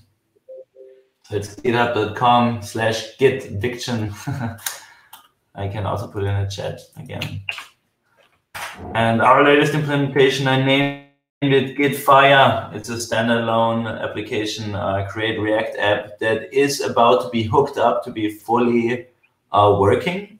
So we hope to get it done by next week somewhere. I would be interested to hear from because I only heard from Loredana, if Sponent also would like to hack a little more on this, and especially if Emily, sure, and maybe you can talk for Mike as well. Maybe you want to be like part of those. Maybe we can make a session so we can like pass it over, or You know, I do think it would save considerable time using Loredana's base contract. Let's go to the repo real quick. My window is updating, nice. So let's go here. Oh, sorry, wrong one.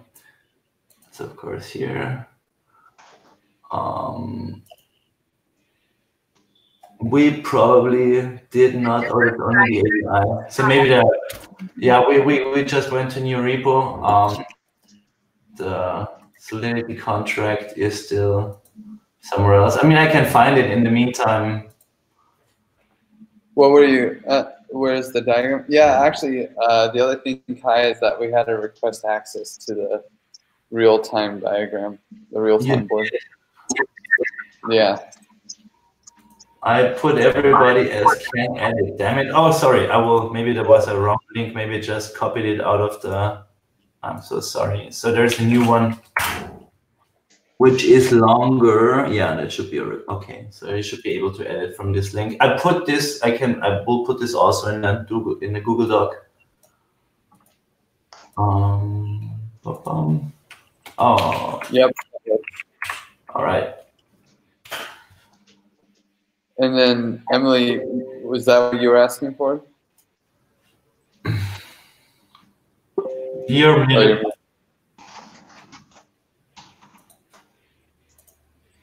You're muted, Emily.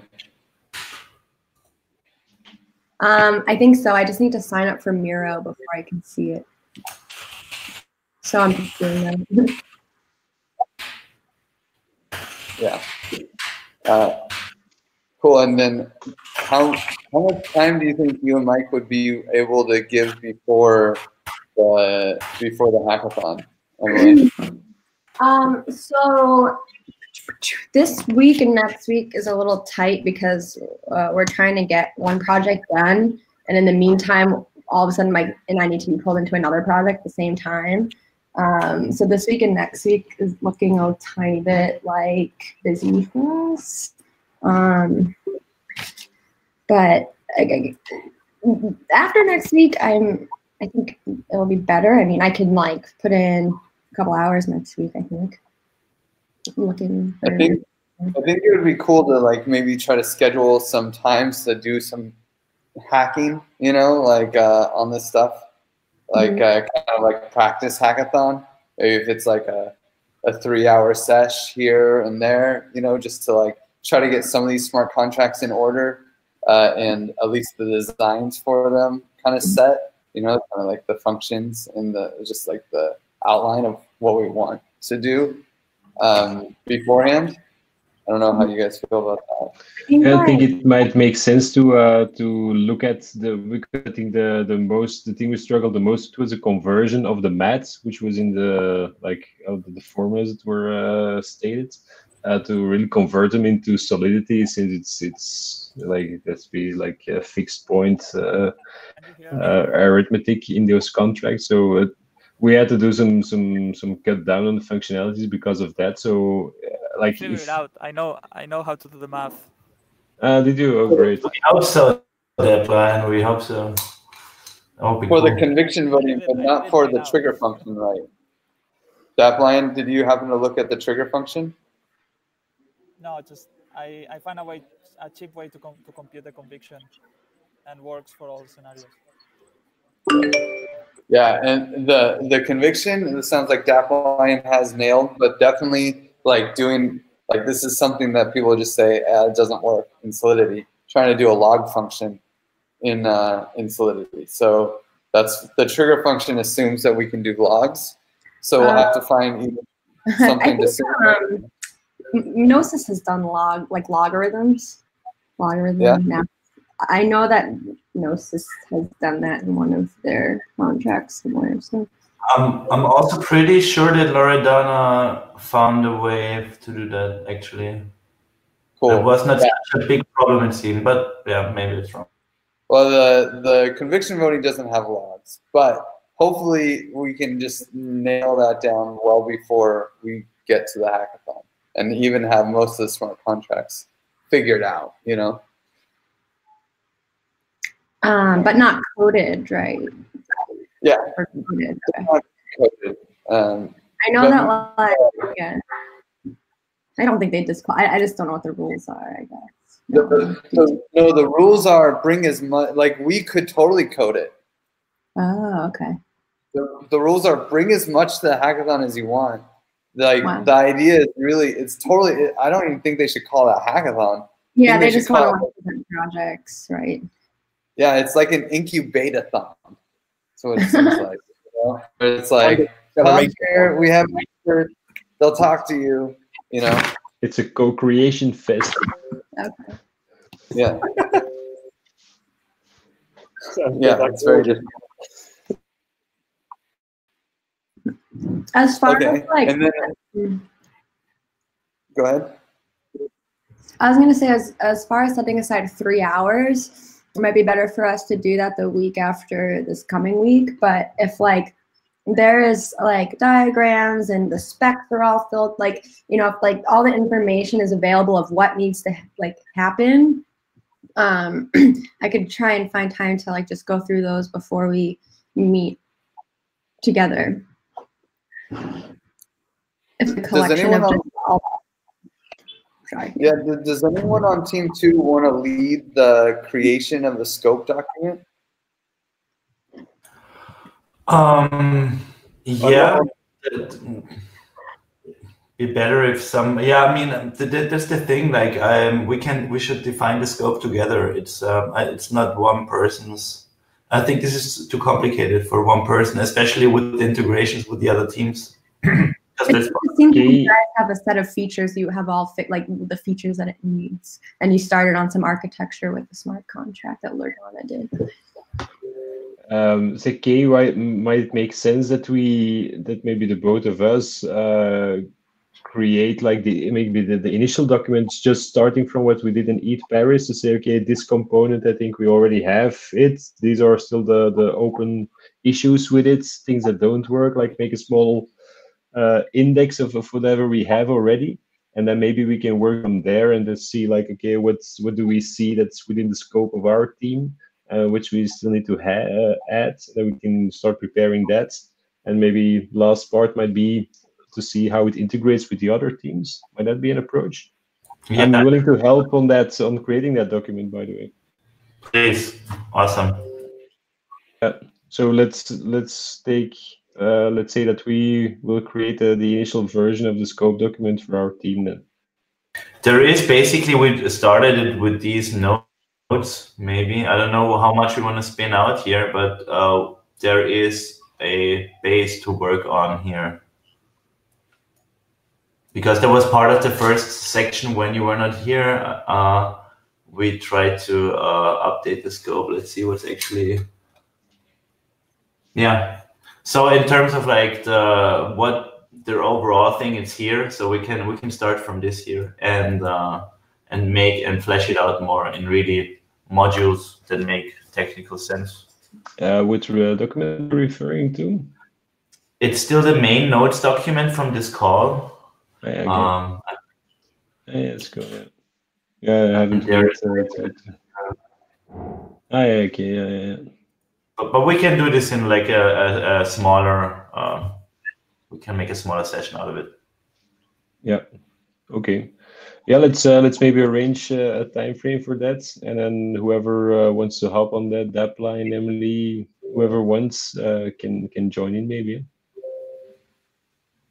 Yeah. Well, it's really this is a time for Team 2 to do that stuff. Everyone else is just voyeuring. So don't time, like this is the Team 2 breakout session, and you're all here. So yep. let's do it now. You know. So make documents.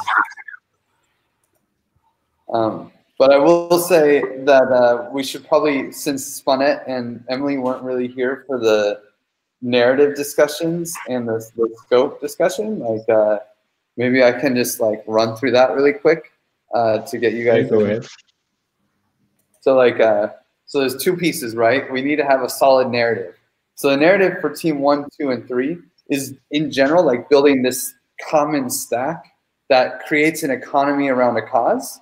right? And finds a way to align incentives so that every participant in this new economy that's created ends up supporting the underlying cause that the economy is created for, right?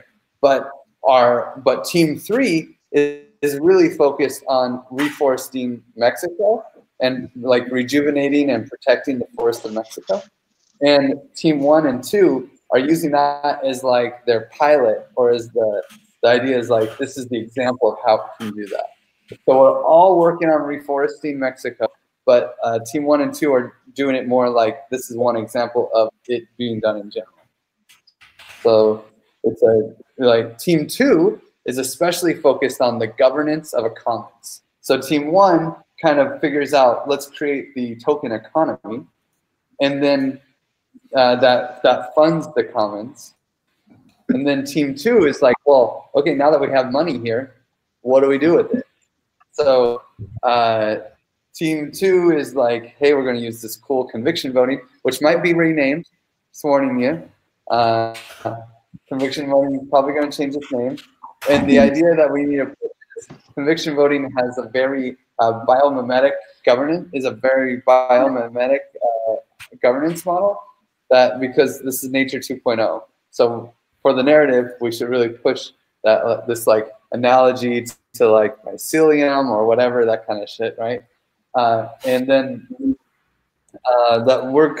this is how we're going to control a shared resource. And it is curation, but it's not technically a registry, right? It's really ordering. It's not ordering a list, but it's choosing projects out of a set, and that's kind of the governance model that it's being framed around. And then obviously, like how that governance model works, that's its own thing. And we'll just say specifically how it'll work for Mexico, for how it'll work for reinforcements. So that's kind of the narrative. Any questions on that? Okay. I muted myself. Okay. The thing is, yeah. Sorry, go ahead, man. The thing is really the narrative. I think this narrative is for the pitch itself. So like the one with the Mexican wildlife, I think it's like whenever we present like what are you doing when it's about the video, at least that's what everybody else did. They were staying meta. They were really staying. So this is the system we want to construct. Not even like we could say, okay, this could help, bum bum bum. But so this is. I just want to get aligned here. I feel. I don't know if it's a must, but I feel like if we double down on this Mexican forestation, I don't know. People might even think this is a small or whatever. I don't know. It's it's definitely meta. It's definitely we're building this stack for everyone to do it, and here's how it will actually work for one specific project. But this is something that copied for the commons in general, right? Team 3 might be more focused on the reforestation in Mexico, but Team 2, this is just an example so that we can actually show you how it works. Like people got to be voting on some projects, right? So what I immediately see as interfacing points would be for us, we should need to have like an interface towards that smart contract that's hold the funds, because there will be like an interaction there probably, because at a certain time people will also be able to withdraw funds again, which will remove their voting tokens in the end. And so I think that will be like an interface point for me. And then maybe on the other side, if you look at the reforestation part, maybe we might need input from that team to say, okay, this is really the topics we actually want to vote on, for example. I mean, I don't know if it is as simple as that, or just like getting a list of things to vote on. Maybe that could be a starting point, so that we can really say, or at least have some information to run through the system, to make it work and to make it actually do something more than a lorem ipsum text, so to speak. Those would be two things I would immediately see. So the interface with Team 1 is that when people burn their tokens, 2% of the funds will go to the commons, and you guys are responsible for creating the DAO. I don't know if it'll be an Argon DAO or Notice Safe or some simple smart contract or complex if it's Argon that is the DAO that holds the funds. You guys got to do that, right? That's in the scope. And then you'll interface with the token bonding curve that spits money out into it whenever people burn tokens. And then even more so, you'll interface with the token contract that they create, because those tokens are the ones that will actually be voting using your smart contracts. So you'll have to point at their contract. So that's a huge interface with team one. Hey, can I Team just two, type it in the document in between the narrative, or do you want me to do that somewhere else? Yeah, it would be great if that was in some document somewhere. I think it is. I think not in the narrative there. Yeah, I don't know. Is someone taking notes now? Yeah, I would be taking Lorelai. notes. Yeah, Lorelai asked if I could take notes for the technical parts. I don't know where everybody is now. Maybe different documents. I started one for what we do right now, defining the narrative and the scope, or at least. Okay, yeah. Great, yeah. Well, as long as you have it written down somewhere, we can copy it to wherever it needs to be. So yeah, 2 interface points with team 1, using their token to actually do the conviction voting, and then receiving the funds into your DAO, right? And then, so you got the DAO, you have the governance model of that DAO, and you also have, when does the DAO actually send money out? So that's this trigger function. This is in your scope, and it's a complicated smart contract that no one has tried to write yet. So it's basically like, when you have these items in the set, when does an item actually get funded? And that will be determined based off of the amount of money they're asking and the total amount that the DAO has. So what's interesting here is if the DAO ends up having more money, they should require less conviction. And if this item in the set starts asking for less money, because let's say this item in the set is like, we're going to buy a piece of land to protect it from being bought, to protect the forest on top of it, right? And some people donate to that outside of this economy, then the amount it would be asking for would be less. And so the conviction that it's asking for would be less, right? And so like this trigger function is basically saying how much conviction does each item need to be funded? And that's the logarithm. So that's in your scope, but it's not an interface point. Any questions there? Conviction like goes down over time, doesn't it? There's like a faucet, so it has to be like at this, before the faucet goes down, it's like there has to be this amount. So I guess I'm having trouble trying to explain my question. But if I there are actually 2 phases. If I put in, so if you put the token weight that you're talking about, I think. Yeah, so it starts when you put tokens onto a vote. The longer you keep them on that same vote, then the conviction goes up. When you remove the tokens back, so if you say, I don't want to, that's not my vote anymore, then it drops down, but it sort of decays over time. So the amount of, so it decreases less and less over time. So the function goes like this, and then it goes like that. Okay. So the decay plays into the conviction amount. Yeah. I have a question still, Griff. For our scope, so in Eat Paris, what we did was we said, okay, we're just going to focus on the conviction voting itself. We are not going to care how those funds are managed after the DAO sends it out. And so after a vote has passed, then the DAO will send out some funding to somewhere. But we explicitly said then that we are not going to manage the follow-up on those funds. So in our example in Eat Paris, we took Gitcoin as an example, and Gitcoin allows you to send funds to a certain GitHub issue. but how that issue then gets picked up by someone and how it gets approved and then paid out finally to the person doing the work, that was not part of our scope. Is it safe to assume that that's the same thing here, so that Team 3 is going to manage like the payout of whatever comes out of the DAO? Yep. Team 3 worries about that, and Giveth manages the whole like proposal framework. Basically, it replaces Gitcoin. Yeah. What you guys have to interface with Team 3 is that Team 3 is going to give you the list. They're going to say how basically they're going to create the thing that allows people to get on the list that people have to vote on. Yeah.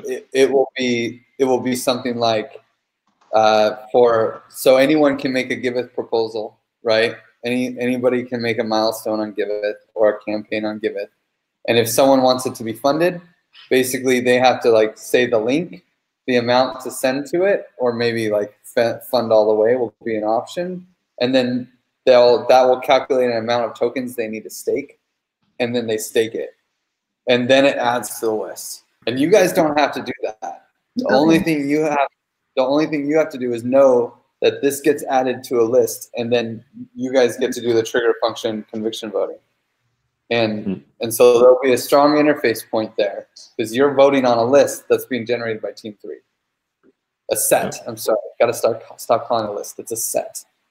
Yeah, and for the people that have bought into the token bonding curve, they will have some sort of an identity to them. It could be just like their pub key or whatever.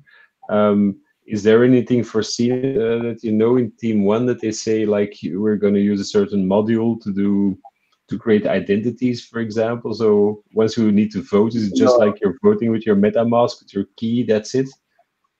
Yep. It's total plutocracy, no identity, 100% plutocracy. Yeah. What could happen though, like just to go a little meta above ODYSSEY, is that someone can make a proposal that's like, hey, give me a bunch of tokens so that I can vote on things and put it in this contract that allows me to vote, but I can't cash out the money, right? So there are ways to kind of get around this plutocratic model, but yeah.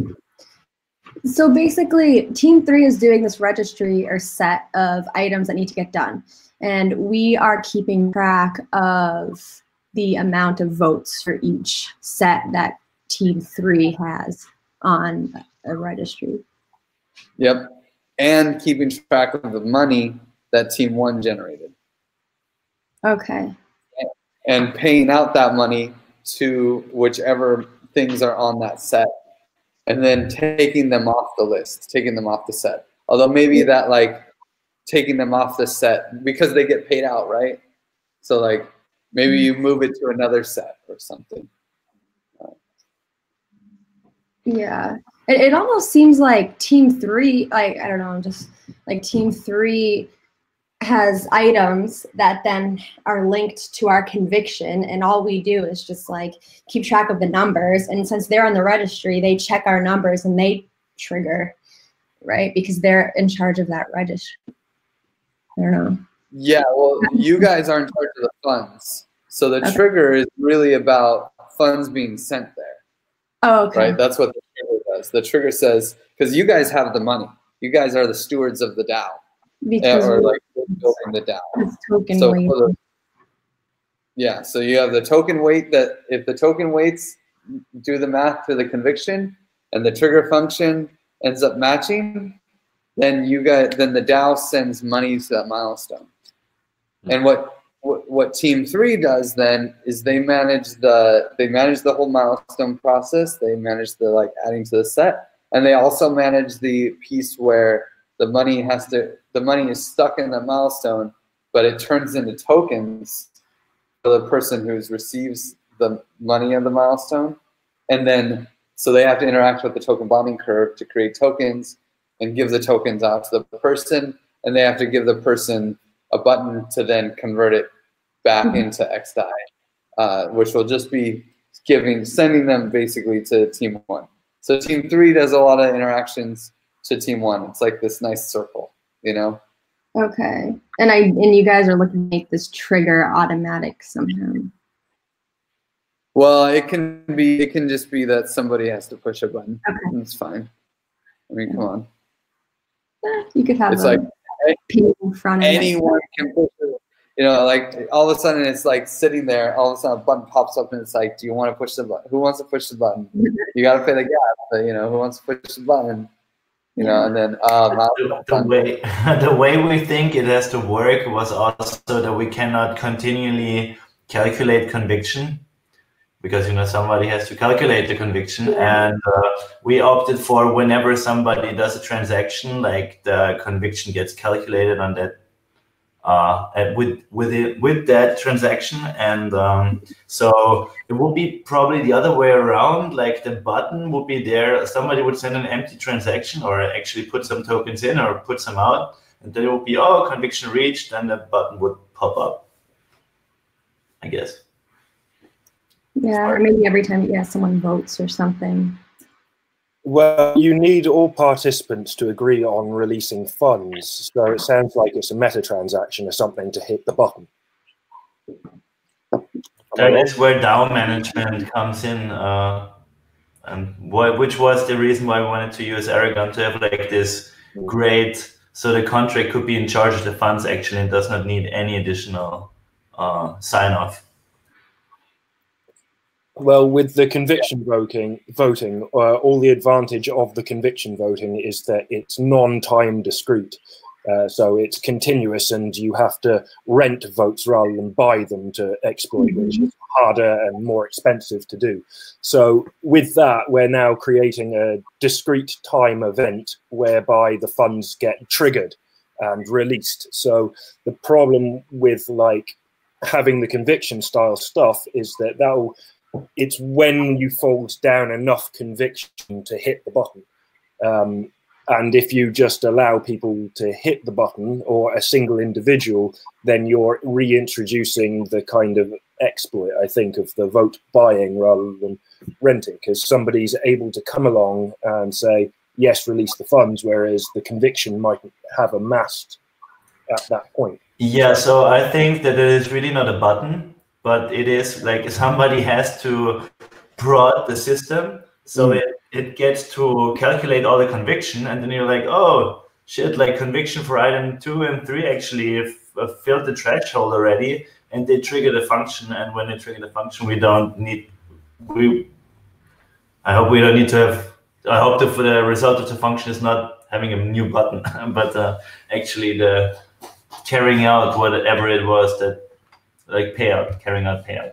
Yeah, so the problem is the meta conviction of when to fold down the conviction. Like when you take anybody, it's a smart contract system. Like it would be in a way that everybody could send a transaction to the address and like triggering calculation of conviction. We had this interesting game where we thought about this at ETH Paris, and it was like, well, maybe the person who gets the funds is really like sitting there and like, shit, when will the conviction have built up? So he will start to, oh, it should be about now. So nobody of the original people who actually made this is needed, but the one guy who gets it, he can trigger the function, or, you know, whoever is at the right place in time, which is after conviction actually has built up enough to, go over the threshold. Whoever calls something then will trigger by the purposes of the properties of the system automatically this whatever is defined, which is payout in our case. So are we introducing the thresholds of the system in advance then, or so yeah? Yeah, the threshold is calculated dynamically. Yeah, the thresholds are determined dynamically, right? So like if you have an amount that's being asked for and the amount that's in the DAO, the amount that's in the DAO changes, the amount that's being asked for even changes, the amount of conviction that it has is constantly changing. So you have these constantly, these changing variables, and when the timing is right, then all of a sudden a serendipitous moment occurs where it has enough conviction because of these three variables, and funding can happen. So there is a discrete moment in time when funding can happen, and that might actually be a longer moment if no one does any actions in the system, because like just because of Ethereum, the way it works, someone's got to push a button at some point, you know, like things don't automate. There's no like concept of time like that. But So that is the point. Sorry, Spot, but that is the point, Griff. Like, there is no automation, so there will not be calculated conviction that can really build up, because we would need, like every block, we would need to recalculate conviction, which would be very expensive. I mean, we can simulate that outside for users. Like what, you know, if this became a real when this becomes a real project, I mean, we can simulate it with servers, right? And we can say like this is happening. That could also be one way to solve this, is that you have something in the interface that tells you, by our calculations, this point will be here, so you know beforehand, so it will be at block whatever. And you can also calculate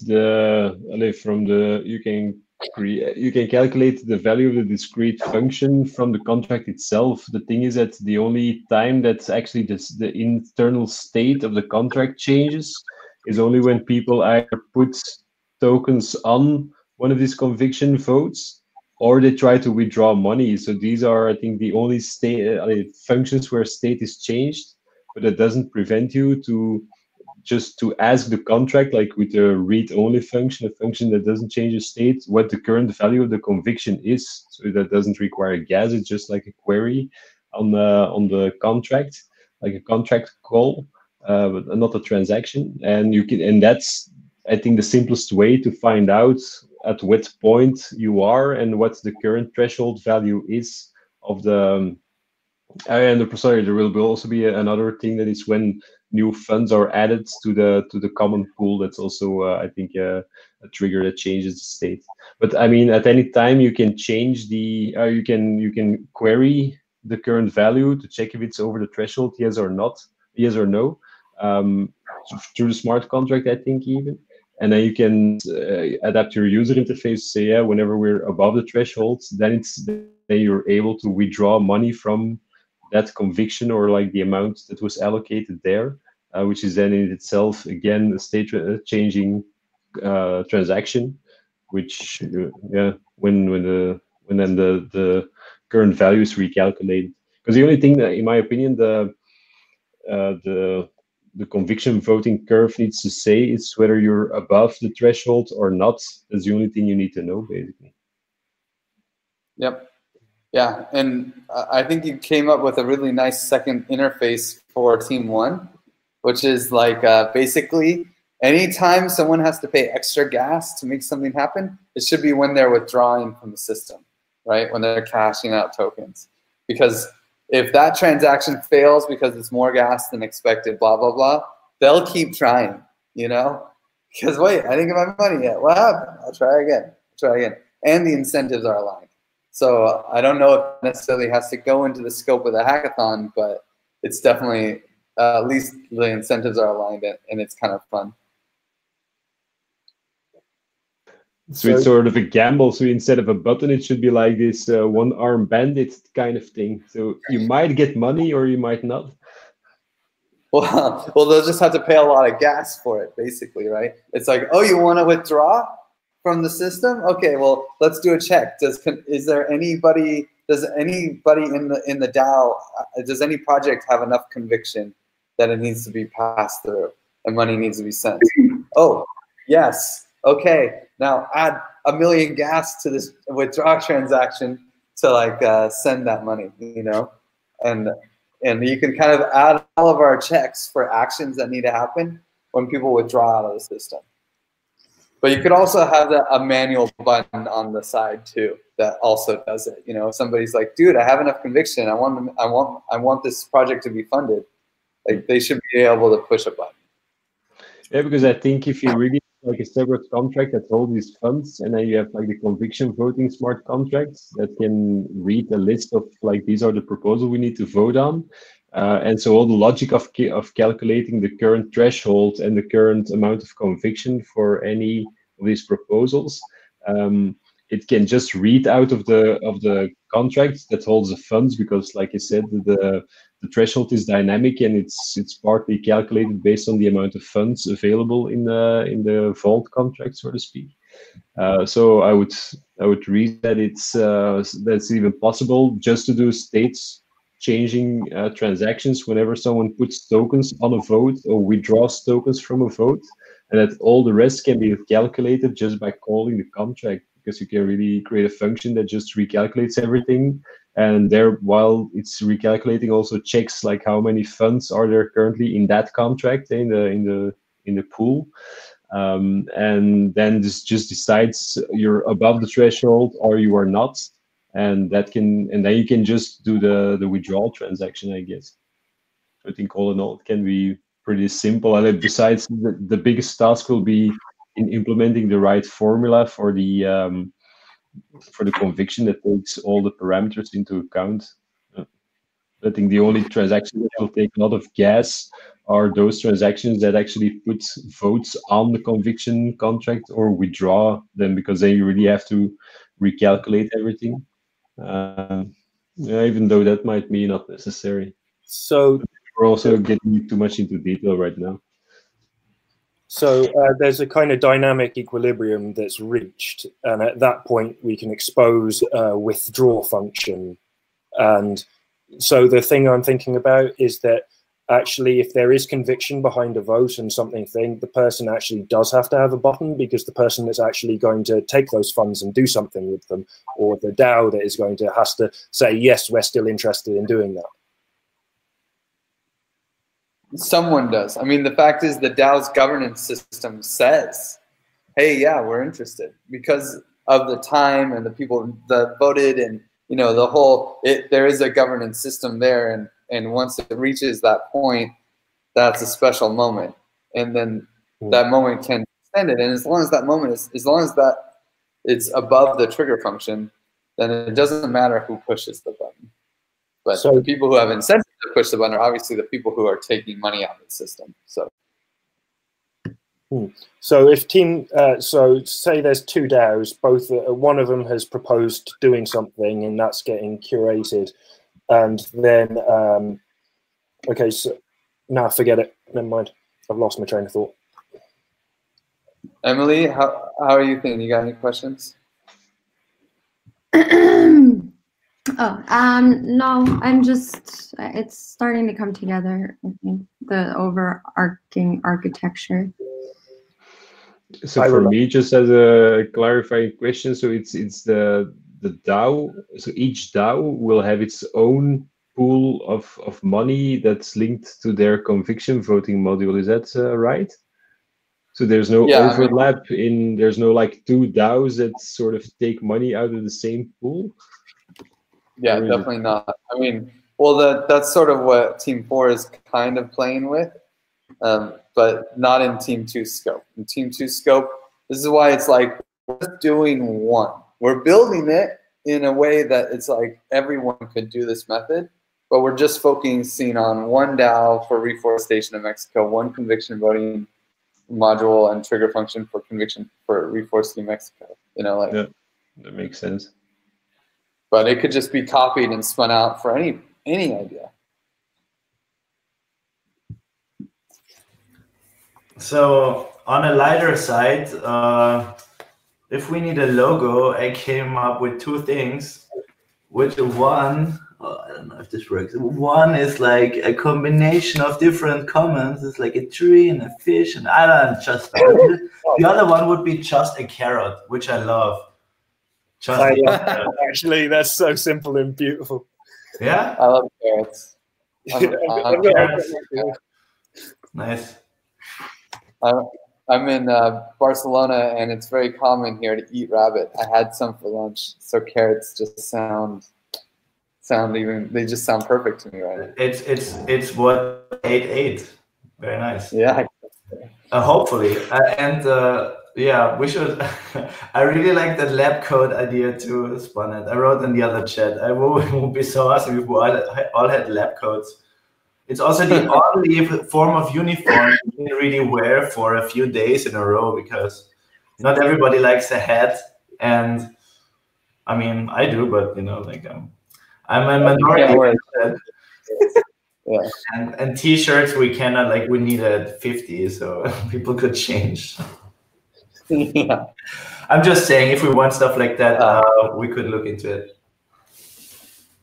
Yeah, you're the shirt guru, right? Well, we're 6 minutes over, and it's been a 2-hour meeting, so I think we should call it, guys. Thank you guys for sticking around. I mean, were there any comments from? Well, maybe we'll have a closing round. Some people have been here just sitting silently. Like Daniel has literally just been sitting here silently this whole time, listening to us. So, like, I want to give at least everyone a chance to say something. So I'll model the closing round. Thank you guys for coming. I thought this was really productive, especially for Team 2. I think we have some action items and some notes to go on, and hopefully we can organize this even more and push it out and keep progressing and see where things end up. I'll pass it to Swanet. Yeah, so I'm unmuted now. No, I mean, I'm just very stoked. I think we're really making progress here. So I agree that we made a lot of progress during the call here. Yeah, and I really also want to stress, I also want to do something with these lab coats kind of thing, because I really think that creating this bond of people, it really adds value, and certainly would be much appreciated in the hackathon, because it's really like a get together of like groups of people that actually want to change the world. So like being part of a group can be like manifested in like dressing up the same way. So I'm really for that idea. I'll give it to Kai. Nice. I love it when my ideas fall on fertile ground. So I will inquire. I think we can all get our lab coats, and I'll try to get a stickers made that we can sew on or whatever. I don't know, or buttons.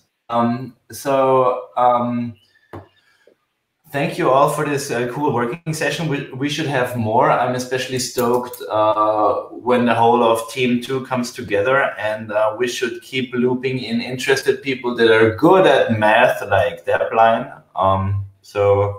I just say, I don't know if this is a slot now.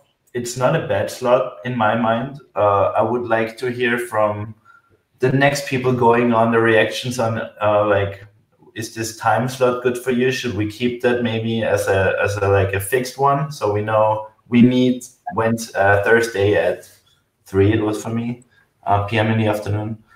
Yeah, and important to so I will take care of our action items, except the video will be spawned, and I'll keep you guys updated. Thanks. I give it to Roberto because he still has been quiet.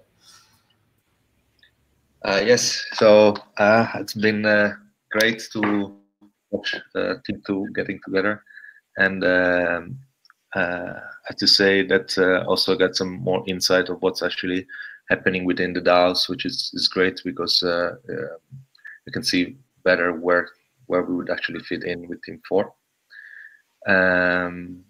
Yeah, this is great. Loved it. Pass it to Josh.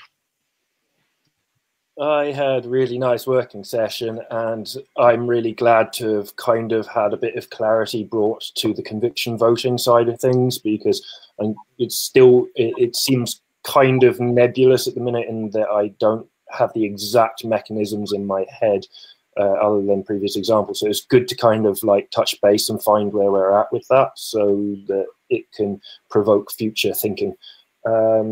Yeah, so I enjoyed everything over the last 2 hours immensely. It was great catching up with all of your bright ideas, guys. So I'm going to pass off. I see, hello. I'm going to go to Seth, if he's there. Hey, do you guys hear me? Mm-hmm. Yeah. Cool, yeah, so I jumped on the call maybe, 10 minutes ago. So I don't really have anything to add to the discussion in that regard. But yeah, good to hear from everyone in the last 10 minutes. I have to catch up with my group. We didn't really organize around time zones. So Yeah. How's it going? And goodbye.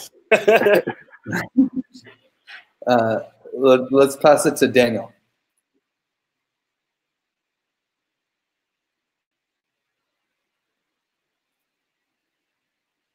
Danny? Uh-oh. No wonder you're so quiet. Your mic's not working. Okay, Beth. Hey, what's up? This was very helpful for like listening to everyone and like knowing what's up. So cool. Well, I couldn't really hear most of what was happening because it was like a very bad connection, but I think, yeah, pretty clear. I just wanted to make sure that like we've done everything for registering the different things, or I want to make sure there's nothing else that I like am missing. Yeah. Actually, on that, has everybody gone into the Odyssey community to say hello to them? It's something we should all try to do. No. Yeah, and register. Yep. Okay, cool. I'll figure that out. And yeah, is there any more information that would be useful to have for me? Cool. I've shared some notes from the meeting, and we can review this anyway. And then Emily, you still haven't gone yet, right? Okay, yeah, I guess this is like the final words, everyone. Cool, I'm excited to hack. This is exciting and a lot of high energy. The next week or so is busier than normal for me and my work and the commitments, but after that, I should be able to get more like social hacking time in or whatever, and I look forward to working with you guys. Yeah. And Danny, are you able to talk? No. What about hello? I don't know who hello is, but somebody. It's Corey. Can you guys hear me? Oh, Corey. Hey guys. Hello. I also joined the meeting rather late. Like I was only here for the last hour, but yeah, I got some clarity on some of the mechanisms about like how the DAO structure is going to work, which is super interesting. You know, kind of what Seth said, like we trouble for Team 1 coordinating across time zones, but we have a plan to either tomorrow or this weekend have a sync. Yeah, I think we have a pretty good idea now of what needs to be serviced, like from the UI perspective, and then the actual contracts for the bonding curves. So that was great to hear. Like what the two exact things we really want to drill in on. And yeah, hopefully we can, you know, produce a document, kind of like laying out the spec and or figuring out which members of our team are already like working on this side of the project. Because I know Billy is doing a lot of work with the bonding curves. So yeah, no, I'm super excited, and I think we did all the correct administrative stuff for our team. And yeah, I'm glad to be here and hear everybody's perspectives. Yeah, and then Lorelai's last.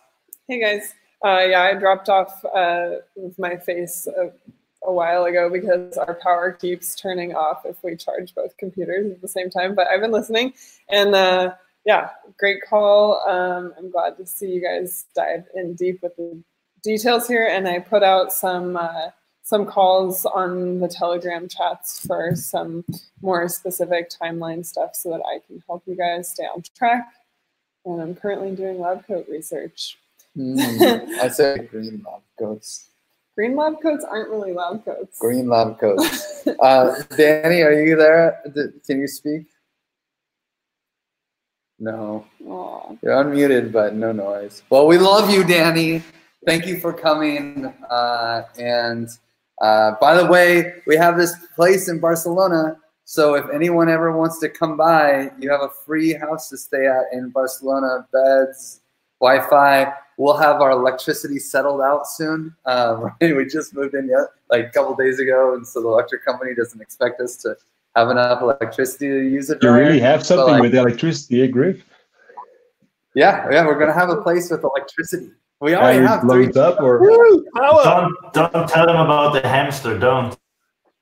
Oh no, there's no hamster. I don't know what you guys are talking about. Anyway, love you guys. Thank you for joining, staying 15 minutes late. Bye. I want to make some, yeah, spawn it 1 second.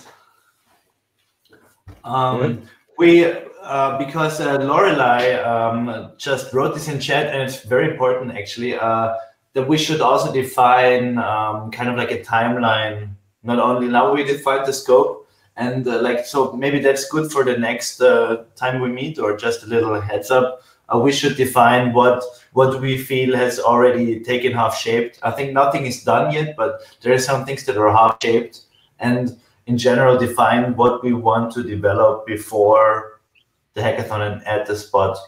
But we can take now our notes to think about that and do that next time. Yeah.